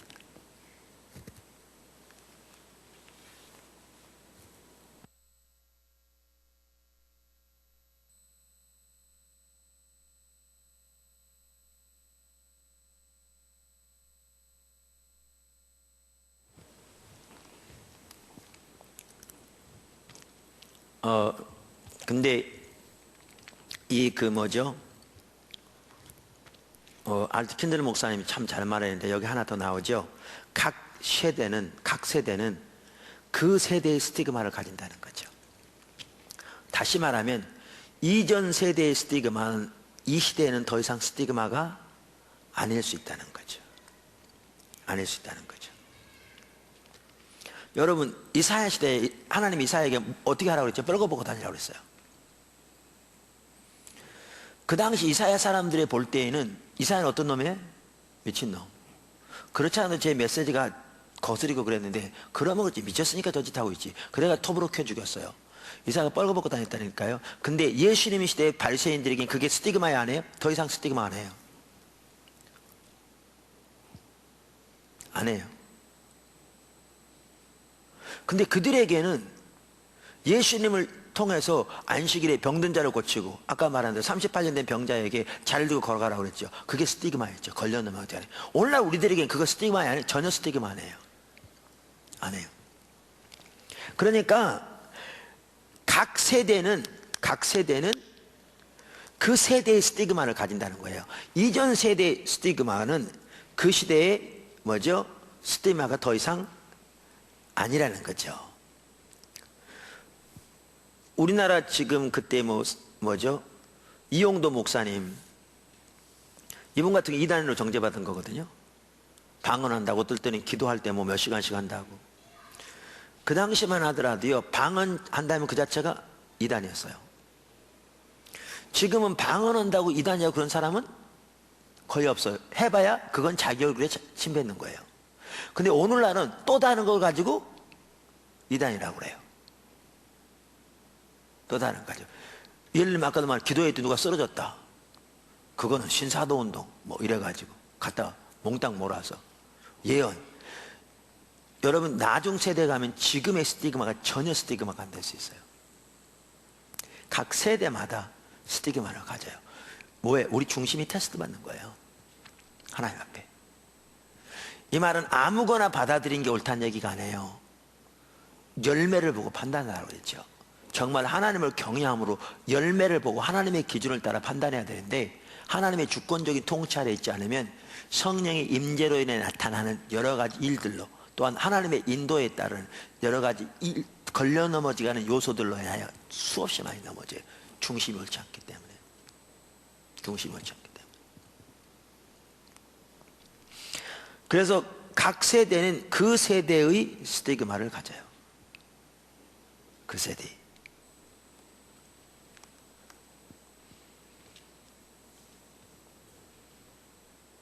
자, 그러면 이런 스티그마가 있기 때문에요, 우리는 어떻게 해야 되는가? 주님을 따라가려면 여기에 몇 가지를 이렇게 나누는데 아주 중요한 거죠. 첫째는, 그 전에 제가 한 가지 예를 드릴게요. 우리 포도나무 교회 초기에요, 이제 새물교 선교회가 처음 생겨서 화요 모임 하고 그럴 때, 사실 새물교 선교회 공식으로 출범하기 한 1년 전부터 화요 모임이 있었거든요. 하나님이 강권적으로 인도하셨어요. 그랬더니 초기에는 어떤 사람들이 많이 왔냐면요, 소위 영성사역 한다는, 그러니까 여기저기서 이제 성령 은사를 막 추구하고 외국에 막 집회 다니면서 성령 은사 받으러 노력하고 이런 분들이 많이 왔어요. 목회자들도 많이 오고요. 오는 주된 이유가 뭐냐 하면, 여기서는 올바른 길, 그 가치관이 참 옳다, 그걸 배운다, 그래가지고 많이 왔어요. 그 당시에는 분당의 정든마을 3층에 이렇게 상가에 있었는데요, 이거 그냥 처음에는 괜찮더니 이제 그러니까 우리가 뭐가 자꾸 이렇게 문제가 되면 하나님의 일하심이 있거든요. 막 시끄럽다고 막 앞에 있는 집 단지에서요 막 전화를 하고요, 교회로. 또 사무실로 막 단지 내 아파트 그 관리 사무소로 전화해가지고 막 항의하고, 관리 사무소에 전화하고요. 그래가지고 우리 창을 이중창으로 만들었잖아요. 그러다 얼마 안 돼서 하나님이 지하를 주셔서 들어갔으니까 조용해졌어요. 원수에는 안 들리니까. 근데 제가 예배 시간 나는 소개만 있었거든요. 근데 어떤 일로 예배 시간 찬양할 때 제가 밖에 나갔었어요. 그랬더니 정말 하나님 앞에 겸손해졌어요. 이중창을 만들어 놨는데도요, 우리가 속에서 찬양하면 아파트 단지 내가 전체가 쩡쩡 울렸어요. 이게 방음이 잘 안 돼가지고요.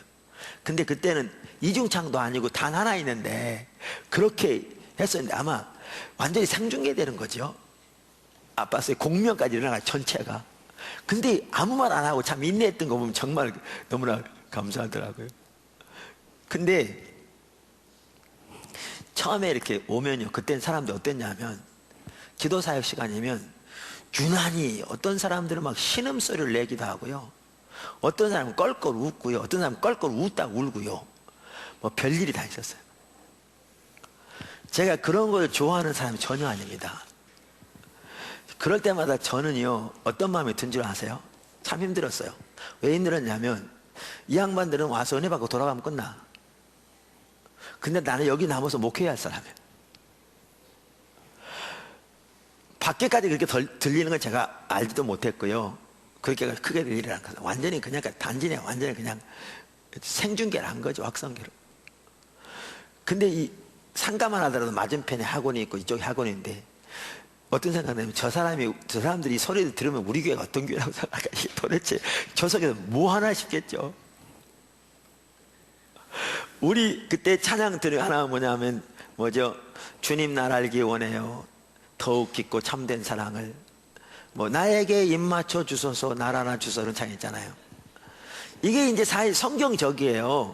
술람미 여인과 그러니까 솔로몬 왕과 술람 여인의 관계의 사랑의 교제를 나누면서, 이게 결국은 궁극적으로 우리 그리스도인과의, 주님과의 사랑의 교제를 나누는 거잖아요. 그러니까 우리가 하나님께 나에게 입 맞춰 주세요 그러면 와서 육신적으로 입 맞다는 게, 이제 하나님이 영이시대 우리가 어떻게 입 맞춰 주세요? 그건 말이 안 되죠. 그 얘기는 상징적 용어잖아요. 하나님께 사랑의 고백, 사랑의 교제에 있게 해주시고, 날 하나 주세요 그 말은 주님의 임재로 나를 감싸 주시고, 이런 내용이잖아요. 그래서 주님 사랑해요, 내 생명보다도. 그러니까 주님 사랑하고 그분의 사랑을 알고 우리도 그분의 사랑을 고백하는, 이런 주님을 향한 너무나 성경적인 그건데, 밖에서 내 생각에는 이제 밖에 사람들이 들으면, 그때 사랑교라고 있어가지고 이단이요, 어떤 교회가 사랑교라고 그래가지고 성도들과 함께 그냥 막 미혹회가 가서 사랑을 강조하면서 막 여러 가정을 깨뜨리는 그 이상한 이단이 있다고 신문 나오고 그랬어요. 제가 집회를 인도하다 보면요, 울다가 울지, 울다가 웃지, 뭐 괴상한 신음소리를 낸 사람도 있지, 거기다 나에게 입맞춰 주소서 나라 주소서 그러지. 나는 여기서 목회해야 되는데, 저 사람들 은혜 받고 돌아가면 끝이에요. 근데 난 목회해야 되는데 정말 쉽지 않았어요. 정말. 근데 제가 왜 이걸 중단 못한 줄 아세요? 내가 하나님이어서, 하나님이라면 이 사람은 진짜로 하나님 임하셔가지고 만지시니까 그럴 수 있고, 이 사람 흉내내는 사람이니까 가짜니까 그럴 수 있고, 진짜 가짜 진짜 가짜 알면 진짜는 가만 놔, 너 가짜 하지마 뭐 이럴 텐데, 근데 하나님이 아니잖아요. 그러니까 물론 이분들이 예배를 방해하거나 뭐죠, 또 이분들이 그 뭐죠, 뭡니까, 전체적으로 하나님을 따라가는 것을 훼손하고 다른 사람에게 악영향을 끼치면 니들로 당연히 중단해야죠. 근데 그건 아닌데, 내가 신이 아닌데, 하나님이 아닌데 이걸 알 수 없으니까, 저 중에는 분명히 흉내나는 사람도 있을 거고요, 저 중에는 자기 도취에 빠져가지고 그런 사람도 있을 것이고요. 근데 어떤 사람은 하나님의 성령이 만지니까 저럴 수도 있어요. 근데 내가 누가 누군지를 모르잖아요.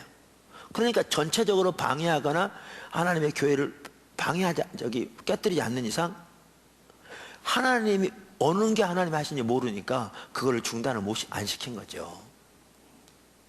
성령을 소멸하지 않기 위해서요. 제가 그걸 보면서 정말 스티그마를 진다는 것은요, 겸손이 요구돼요. 근데 그때 제가 가만히 놔두면서 제가 내 마음에 다짐했던 게 있어요. 늘 될 대로 되라. 될 대로 되라는 얘기는요, 될 대로 난장판 되라 그 얘기가 아니고, 내 체면 될 대로 되라 그 얘기였어요. 난 여기서 목회해야 되는데 이래가지고 교회가 될 것 같지도 않은데. 근데 제가 만약에 그때 나 목회 좀 그래도 센스 있게 하려고, 사람들 앞에 나도 좀 센스 있는 점잖은 사람이라니까 그런 걸 드러내기 위해서 그거 중단시켰으면요, 하나님의 역사는 중단됐어요.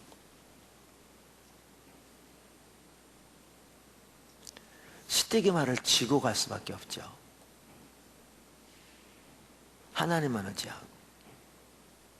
그래서 제가 중단 안 시켰어요. 중단시킬 수 없었어요, 저는요. 한 번 어떤 일이 있었는 줄 아세요? 그분 아시죠? 권정우 목사님. 모르시는 분도 많겠구나. 대부분 알죠? 목사님 지금 이제 태백에서 목회하시려고 가고. 그분이 그때 화요일에 처음 오신 거예요. 이분은 젊었을 때 막 술 엄청 먹었고요. 그러다가 이제 결혼하면서 예수님 믿은 거예요. 캐톨릭이었는데 예수님 제대로 믿었어요. 모든 캐톨릭이 다 가짜는 안 해요. 저는 그렇게 캐톨릭 내에도 전혀 예수 안 믿는 분이 있고 예수 믿는 분이 있고 그래요. 예, 개신교 내에도 예수 안 믿는 분들 있죠. 종교적인 활동만 하는. 근데 그분은 예수를 제대로 믿었어요. 캐톨릭 열심히 봉사했어요. 근데 간염이 걸린 거예요. 그래서 간 수치가 엄청 높아졌고요. 이게 이제 나쁜 거예요. 점점 나빠져 가는 거죠. 그래가지고 그분 친구인 분이 화염을 오면서 그분을 데려온 거예요. 그래서 자꾸 개종하라고 얘기하고, 또 하나님이 당신 부르셨다고 자꾸 얘기하고, 그래가지고 온 거예요, 화염 모임에. 근데 서울에 있는 병원에서 치료를 받고 있었는데, 내일 수요일 날 치료받으러 갖게 돼서 화요일 날 겸사가서 일찍 와서 집회 참석하고 이제 수요일 날 가려고 온 거예요. 저는 그분이 뭐 그런 분이 온다든가 들은 것 같기도 하지만 나중에 들은 것 같고 잘 몰라요. 저는 그걸 모르고 있는 상태인데, 그날 설교를 하고요, 성령의 사역 시간인데 성령님 오시옵소서 그랬더니 앞쪽에 앉아있는 사람이 으아! 그러고 막 쓰러지더라고요. 그래 속으로 또 그런 사람 하나 왔구나. 아까 말한 대로 내가 누가 성령님 하신 건지, 누가 지가 흉내내는 건지 모른다니까요. 별 사람 다 있어요. 어떤 사람은 다른 사람이 은혜 받으면 흉내내가지고 별짓 다른 사람도 있어요. 그러니까 방해만 안 시키면 제가 뭘 하나님 아니니까 이제 가만 놔두죠. 근데 그러더라고요. 그래서 내가 속으로 또 그런 사람 하나 왔구만. 그러니 나중에 가서 기도해 줬어요.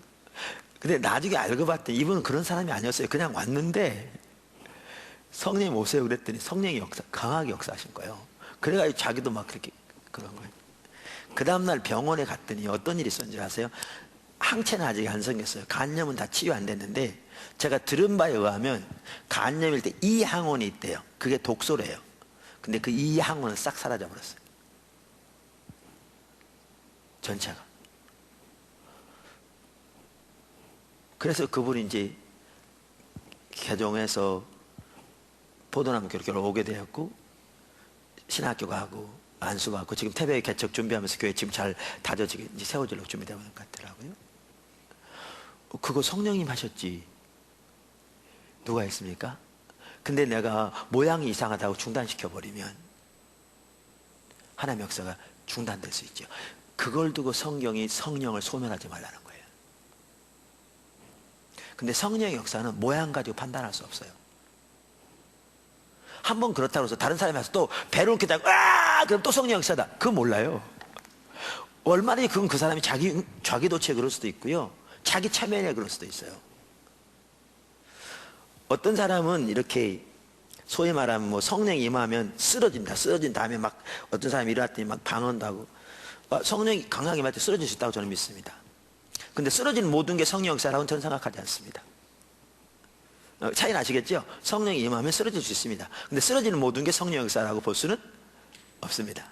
둘은 다른데 그러니까 이제 전 쓰러지는 자체를 전체 부인하는 사람은 아니고요. 특별히 그렇다고 해서 쓰러지기를 추구해서는 안 되죠. 주님을 추구해야지. 쓰러지기 추구한 건 현상에는 그건 대단히 옳지 않은 거거든요. 자, 그런데 어떤 이렇게 뭐 가서 뭐 쓰러지는 것을 강조하는 데 있어요. 그런데 가면 이제 그럴 때 쓰러졌더니 뭐 일어났더니 뭐 은사가 임해가지고 교회 성대 이런 거 많이 들은 사람은요. 딱 지금은 이제 화해 보면 그런 사람이 거의 안 오는데 초기에는 어떤 사람들은 쓰러지려고 작정하고 온 사람들이 있어요. 딱 와서 이들은 기도를 그냥 해주면 자동적으로 쓰러지는 거예요. 그래서 어떨 때 내가 쓰러지지 말라고 그래. 그럼 또 안 쓰러져. 그러니까 이분들은 그런 것을 많이 들어서 자기가 뭐죠? 자기도 모를지 모르지만 거의 체면에 가깝도록 기도를 받으면 쓰러진다는 그 쓰러지는 것이 성령이 임하는 사인이라는 이게 아예 이 속에 거의 그 암시가 박혀 있어요. 체면의 핵심은 암시거든요. 그러다 보니까 거의 자동적으로 쓰러져요. 근데 그렇게 쓰러지면 일어나도 말짱 도루묵이 그냥 쓰러졌다 일어나는 거예요. 쓰러졌다 일어나는 아무 문제도 없고 맨날 쓰러졌다 일어나는 아무 문제도 없고 그건 무슨 의미가 있어요?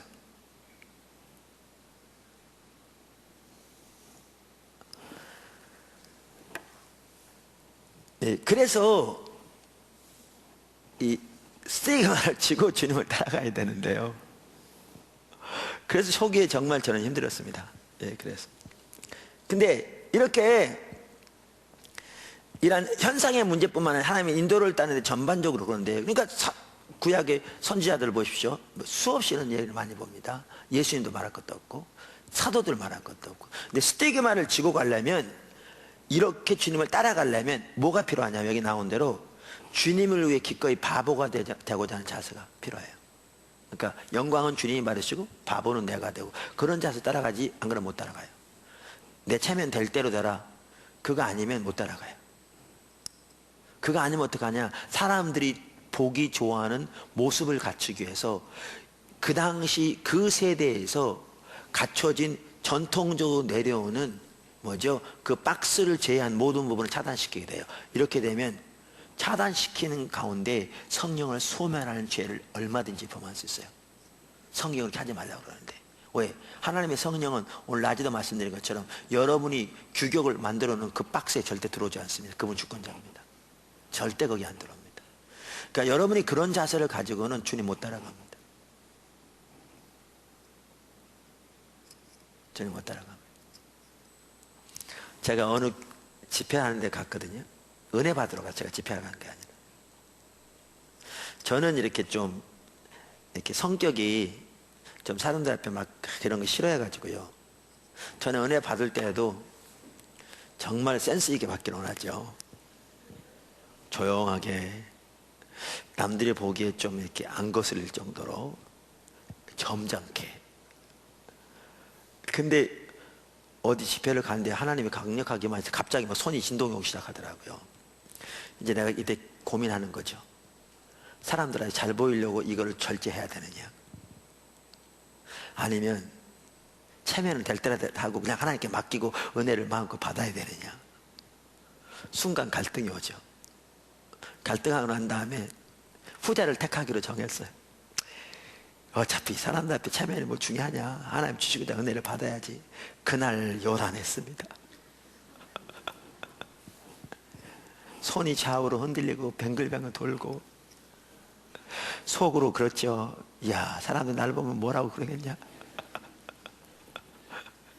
근데 나는 그게 중요하지 않았어요. 하나님 함께 하신 게 중요했고, 하나님이요, 우리가 원하는 대로 오면 얼마나 좋아요. 근데 주님은 그렇게 안 오신다니까요. 그 중에 하나가 뭐냐, 여러분 중심을 드러내기 위해서 그래요. 그 중에 하나가 여러분의 중심을 드러내기 위해서 그렇다고요. 그러니까 그런 자세로, 내가 기꺼이 되고자 하는 자세로 하나님을 사모하고 그분께 여러분의 삶을 드리며 주님을 못 따라가면 어떻게? 성령님과 동행하는 삶이 안 돼요. 안 돼요. 못합니다. 사람 앞에는 잘 보일지 몰라도 하나님과 동행하는 삶에는 제한시키는 거죠. 그게 뭐 하는 거냐? 성령을 소멸하는 죄죠. 우리는 사람들 앞에 잘 보이려고 하는 것은 잘하면서 성령을 소멸하는 엄청난 죄를 범할 수 있다는 그 심각성은 전혀 고려하지 않는 경우가 많아요. 많아요. 여러분 그렇게 하지 마십시오. 아멘. 그러니까 스티그마를 지고 가려면 우리에게 뭐가 필요하냐 하면요, 주님을 위해 기꺼이 바보가 되고자 하는 자세를 가져야 돼요. 바보는 내가 되면 되지 뭐. 내가 되면 되지. 그러니까 이런 것뿐만 아니에요. 여러 군데서 그래요. 이건 뭐인데, 제가 처음에 이런 오래 전에 뭐죠? 저쪽에 일산 근처에 집회를 갔어요. 어느 교회에. 근데 집회할 때는 제 설교가 그렇고 그래서 초신자들이 별로 안 와요. 또 저 같은 경우 밖에 소명도 그렇고. 근데 하나님이 설교하고 나서 기도 사역하는데 하나님이 불신자 초청하라고 그러시더라고요. 그래서 교회는 다녔지만 아직 예수님을 근본적으로 자신의 구세주와 주님으로 영접하지 않은 분, 그러니까 자기가 하나님 앞에 철저하게 죄 있는 걸 인식하고 자기 죄를 위해 십자가 돌아가신 하나님의 아들 예수님 발견하고 그분을 자기 삶의 구세주와 주님으로 영접하고 주님께 자기 삶을 드린 것이 거듭나는 믿음이잖아요. 이렇게 거듭나는 믿음이 없는 분, 예수 믿을 분 일어나라고 그랬어요. 그랬더니 몇 분 일어났더라고요. 근데 하나님 자꾸 저한테 아니래 더 있대요. 그래서 제가 자꾸 얘기했어요. 근데 아무도 안 일어나더라고요. 사실 쉽지 않잖아요. 앞에서 이렇게 사람들 뻔히 보고 있는데 하나님 그 감동 주나 아무도 안 일어나면. 근데 오른쪽 편에 있다고 그러신 것 같더라고요. 그래서 제가 오른쪽 편에 있는 분 중에서 그런 분이 있으면 일어나라고 그랬어요. 근데 아무도 안 일어나요. 근데 저기 그러니까 여러 명들이 셋이 나란히 앉아있는데, 그러니까 이렇게 여러 사람 앉아있는데 셋이 나란히 앉아있는 분 중에 가운데 분을 말한 것 같더라고요. 근데 제가 거기까지는 말을 못했어요. 왜? 말했다가 창피하면 어떡해. 아니면. 그래서 한참 하다가 없길래 안 일어나길래 혹시라도 있으면 나중에라도 담임 목사님한테 얘기하세요. 그러고 끝냈어요. 그 세 분이 나란히 앉아있는 분들이요, 그 교회 장로님이 회사를 하는데 그 회사의 직원들이었어요. 그리고 제가 그 장로님을 잘 알았어요. 그랬는데 이 직원들이 그 다음날 가서요, 이 가운데 있는 사람이 뭐라고 그런 줄 아세요? 주변의 사람들한테 그렇게 처음부터 말할 때 자기인 줄 알았대요. 근데 안 일어났대요.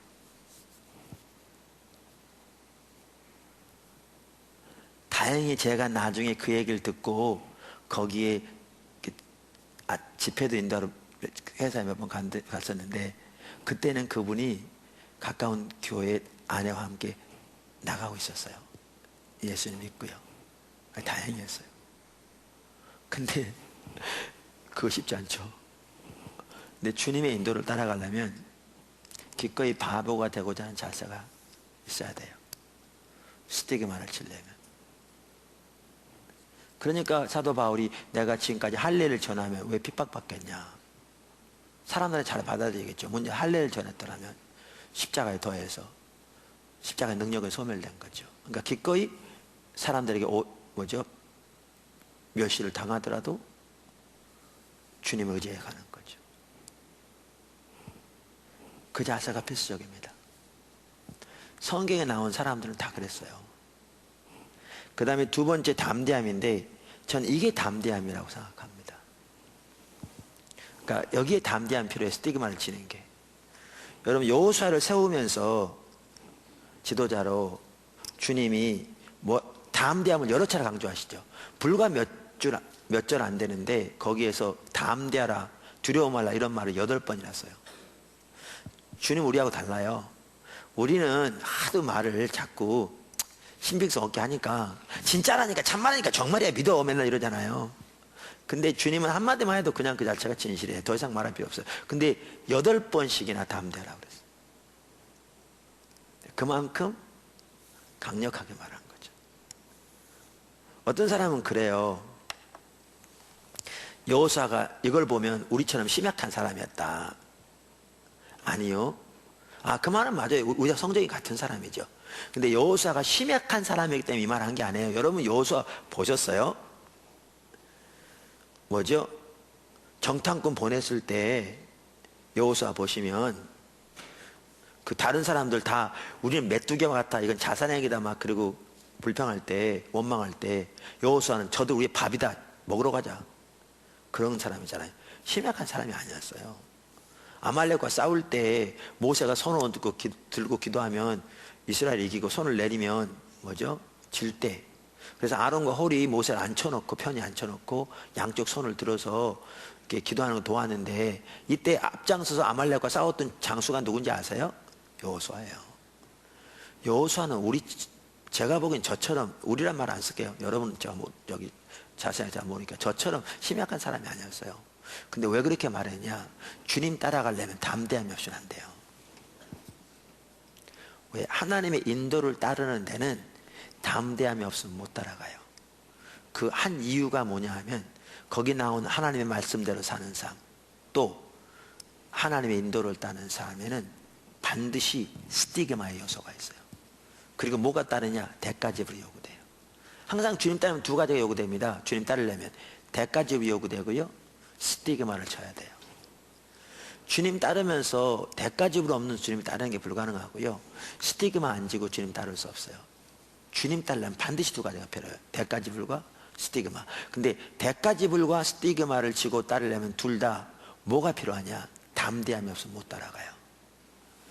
여러분, 그래서 요한계시록에 보면요, 요한계시록에 보면 지옥에 대해서 뭐죠? 유황불에 던져질 사람들 중에 우상 숭배하는 자들, 간음하는 자들과 함께 어떤 사람이 있는 줄 아세요? 겁쟁이가 있어요.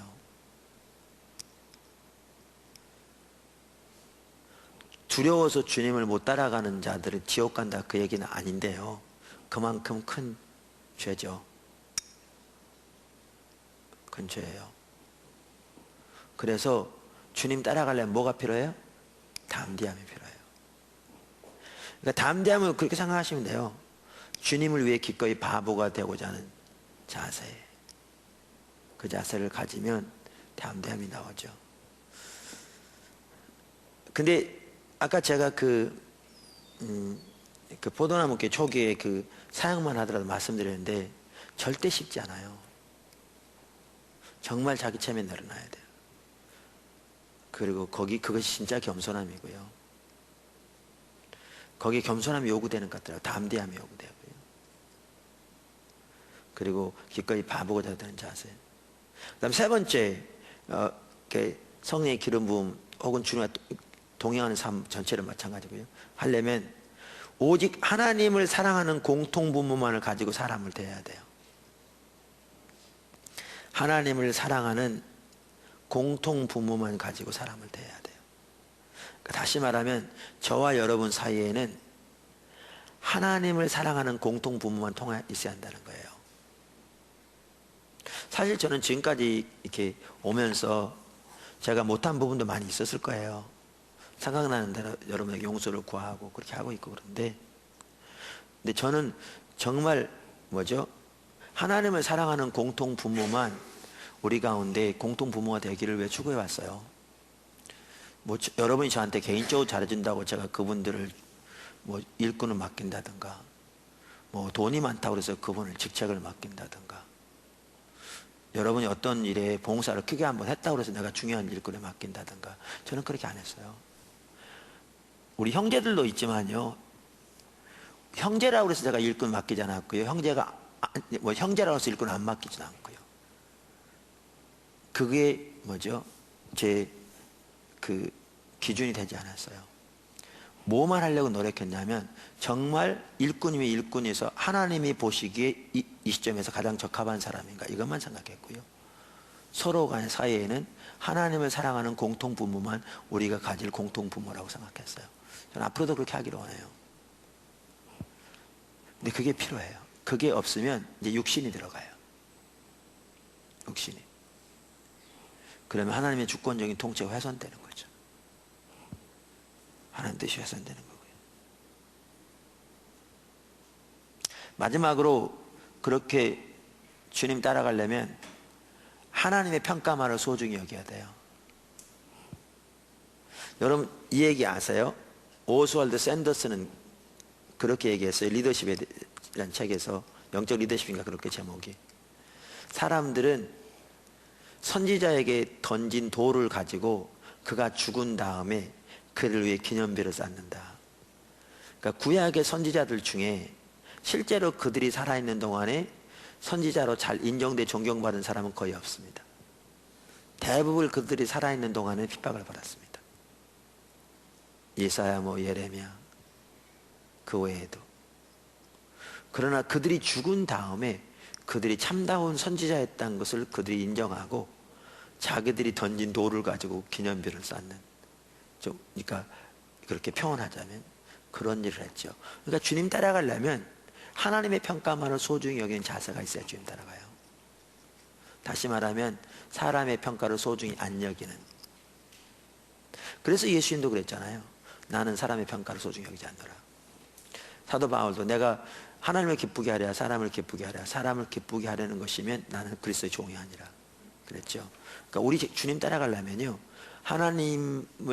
하나님만을 사랑하는 것이 공통부모. 근데 이게 가장 큰 공통부모예요. 가장 튼튼한.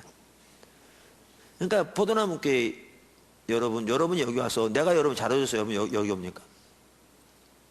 여러분 포도나무교회 섬기되 나한테 잘 보이려고 섬깁니까?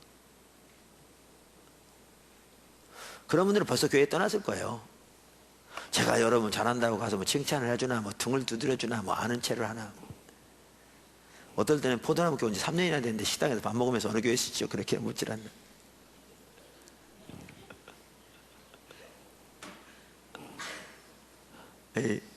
그런데 여러분들이 왜 여기 옵니까? 여러분 하나님 사랑하니까, 그리고 하나님의 뜻이 이루어지기를 원하니까.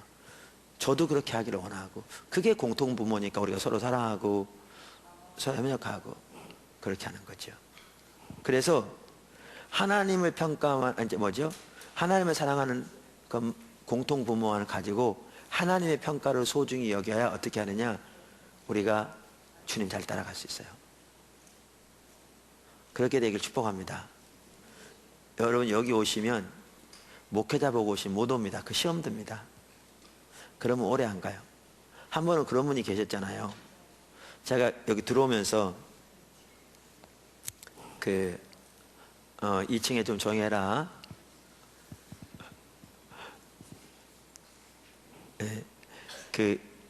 들어오면서 여기에 어떤 분이 오길래 제가 그냥 인사했어요. 안녕하세요. 아니, 손을 안 흔들고 안녕하세요. 그랬더니 그분이 막 화를 냈어요. 담임 목사와 성도와의 관계가 그게 아닌데 어떻게 사람을 그렇게 공식적으로 대하느냐고 항의를 한 거예요. 제가 깜짝 놀래가지고 등록 신청서 가져오라고 그래가지고요. 제가 그 사무실에 등록 신청서 받아놓고 거기다 사진 붙여놓고 그러죠. 어떤 사진 안 찍으면 뭐지? 제가 그걸 찾아봤어요. 찾았더니 이분이 등록한 지 3개월 됐더라고요. 근데 제가 못 알아본 거죠. 그러니까 이제 한편으로는 참 저는 우리 포도나무기 지체들에게는 죄송해요. 우리가 거의 매주 나가잖아요. 근데 그러니까 교회에 관심 없는 것 같은데 아내 정반대예요. 정말 전 여러분을 생각하면 안쓰러워요. 죄송해요. 제 아내도 정말 죄송하게 생각하고 정말 지심해서 그래요. 근데 제가 이렇게 다른 교회를 섬겨야 되니까 저도 사실 쉬고 싶어요. 저 지금 대상포진 걸려가지고요. 재발돼가지고 지금 이쪽이 막 잔뜩 났습니다. 약을 먹어도 지금 없어지지 않고 더 번지고 있습니다. 다른 데로 번지고 커가고 아마 면역력이 떨어져서 이게 안 되는 것 같다고 그러는데 아직 고통은 없습니다만 지난번에 한번 아팠다가 해봐도 재발됐는데 그래가지고 이제 그렇게 하고 있는데 근데 이제 한편으로는 우리 그 지체들에게 미안하더라고요. 왜냐하면 제가 슈퍼컴퓨터 머리여가지고 여러분의 사진하고 이름하고 여러분의 가족 사학이 딱 한꺼번에 들어가면 보는 순간에 아 이분 포도나무 교회 이분 살기를 뭐 은평교 살고 뭐 이렇게 해가지고 가족은 어떻게 되고 딱 알 텐데 내가 이놈의 머리가 슈퍼컴퓨터가 전혀 아니어가지고요 얼굴은 많이 낯익어요. 근데 내가 이분을 부산에서 봤는지 광주에서 봤는지 왜냐면 우리 연합회 사다 보니까 그리고 내가 이분을 인도네시아에서 봤는지 영국에서 봤는지 생각이 안 나는 거예요. 언젠가도 주일날 방문했는데 이렇게 어떤 분이 아는 체해서 내가 인사하면서 분명히 이분이 선교사 중에 한 분인 건 알아요. 근데 이게 내가 이분이 인도네시아 반 영국에 반이 생각이 안 난 거예요. 저분은 알고 나는 인사를 하는데 그래서 인사해놓고 앞에 나와서 고민했는데 이거 소개를 해야 되는데 내가 그래가지고 고민했더니 생각나게 하셔가지고 어디서 왔다 그때 했는데 이렇게 하다 보니까 포도나무교회 성도인지 아니면 선교에 연합하는 교회 어느 성도인지를 모르는 거예요. 왜냐하면 그분들 수시로 보니까 근데 내가 담임 목사로서 다른 교회 성도들에게 친절하게 하면 안 되잖아요. 불친절한 건 아닌데 내가 포도나무교회 성도 아닌 사람에게 친절하게 하면 그건 옳지 않잖아요. 그거는 괜히 그거는 오해도 받고 그건 옳지 않아요. 그러니까 이제 내가 친절하게 하긴 하지만 공식적 그러니까 뭐죠? 이렇게 더 깊이 친절하게 안 하고 그냥 어떻게 보면 표면적으로 하니까 누가 상처를 받냐 하면 이제 포도나무교회 성도들이 상처를 받는 거죠. 나는 포도나무 지체인데 어떻게 담임 목사가 지체들한테 이럴 수가 있냐 싶은 거죠. 우리 훈련은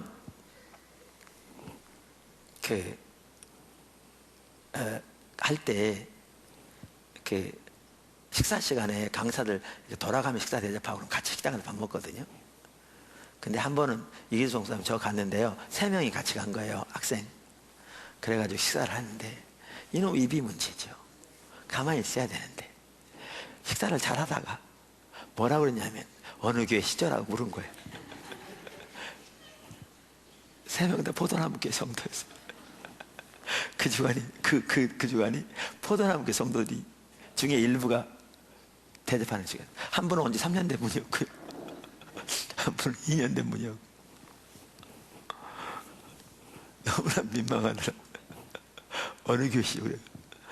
그래서 이제 피할 길을 주셨는지 거기 식당에 앉아있는데 중국에 전화하고 필리핀에 전화하고 하나님이 비상을 걸으신 것 같아요. 그래가지고 앉아있는 동안에 외국에서 2통화 온 거예요. 그러니까 이분들이 저렇게 바쁘니까 몰라보지 그렇게 뭐였대요. 그래서 요즘은 제가 만나도 제가 인사를 그렇게 안 해요. 얼마 전에는 주일날 나가는데요. 처음 본 분이 온 것 같더라고요. 제가 처음 봤어요. 내 기억에. 그래서 어디서 오셨죠? 그랬어요. 그랬더니 저 포도나무교회 성도예요. 그러더라고요. 얼마나 되셨죠? 그랬더니 1년 됐대요. 그래서 제가 2층에 앉으시죠? 네, 그러니까 2층에 앉으면 안 보이거든요. 제가 이렇게 앉혀다 보니까. 그랬다 그러더라고요. 그래서 제가 어디서 오셨나 그랬더니 뭐 가까운 데 계시더라고요. 포도나무 성도라고 해서 아니 근데 어디서 사시냐 그랬더니 가까운 데 계시나 그랬는데 제가 뭐 얘기를 옆으로 갔냐 하면 여러분 교회 성도로서요 하나님을 사랑하는 것만 공통부만 안 되면 시험 듭니다. 그리고 오래 못 갑니다. 여러분 하나님 사랑하고 내가 하나님 사랑해서 그게 성도로서 정말 진정한 끈이고 가장 튼튼한 끈이고 그래서 우리가 섬기고 근데 주님 따라가려면 그 자체가 절실하게 필요합니다. 자체가 필요합니다. 이렇게 하나님만 사랑하는 저와 여러분이 되었으면 좋겠습니다. 스티그마 살펴봤는데요. 조금 이해되시나요? 이해되세요? 근데 현상의 문제도 어떤 관점에서 이걸 볼 수 있냐면 스티그마의 관점에서 볼 수 있어요. 분명히 그 부분을 볼 수 있어요. 그것만은 아닌데요. 그 관점에서 볼 수 있어요. 그리고 중요한 한 부분이에요. 현상의 문제도. 정말 하나님을 겸손함으로 주님 따라가야 돼요. 겸손함.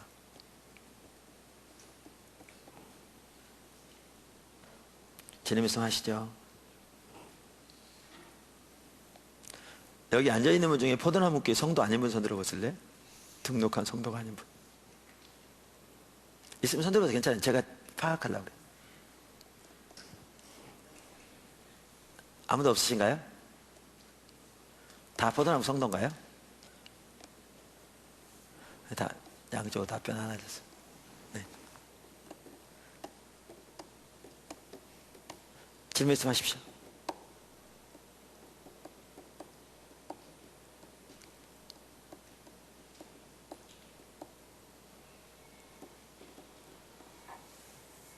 질문 없으십니까?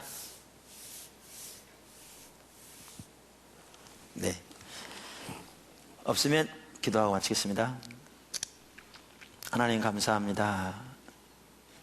우리가 정말 주님을 따라가되 담대함을 가지고 주님의 평가만을 소중히 여기면서 기꺼이 주님을 위해 바보가 되고자 하는 자세로 오직 주님만을 사랑함으로 주님을 잘 따라갈 수 있도록 도와주시고 포도나무 교회가 그렇게 주님을 잘 따라갈 수 있도록 도와주시옵소서. 그래서 주님이 교회를 통해서 주님의 목적을 이루기 원하시는 모든 계획과 목적을 하나도 남김없이 다 이루고 우리 주님을 얼굴과 얼굴을 대하여 보는 승리의 그날까지 그렇게 제가 우리 모든 지체들이 포도나무 교회가 주님을 따라갈 수 있도록 도와주시옵소서. 주님 은혜를 베풀어 주시옵소서. 그래서 주님이 마음껏 우리 가운데 주의 능력을 더욱 나타내시고 주의 일을 이루어 주시옵소서. 예수님의 이름으로 감사하며 주님의 은혜를 간절히 구하며 또한 축복하며 기도드렸습니다. 아멘. 마쳤습니다. 우리 하나님께 감사를 드리겠습니다.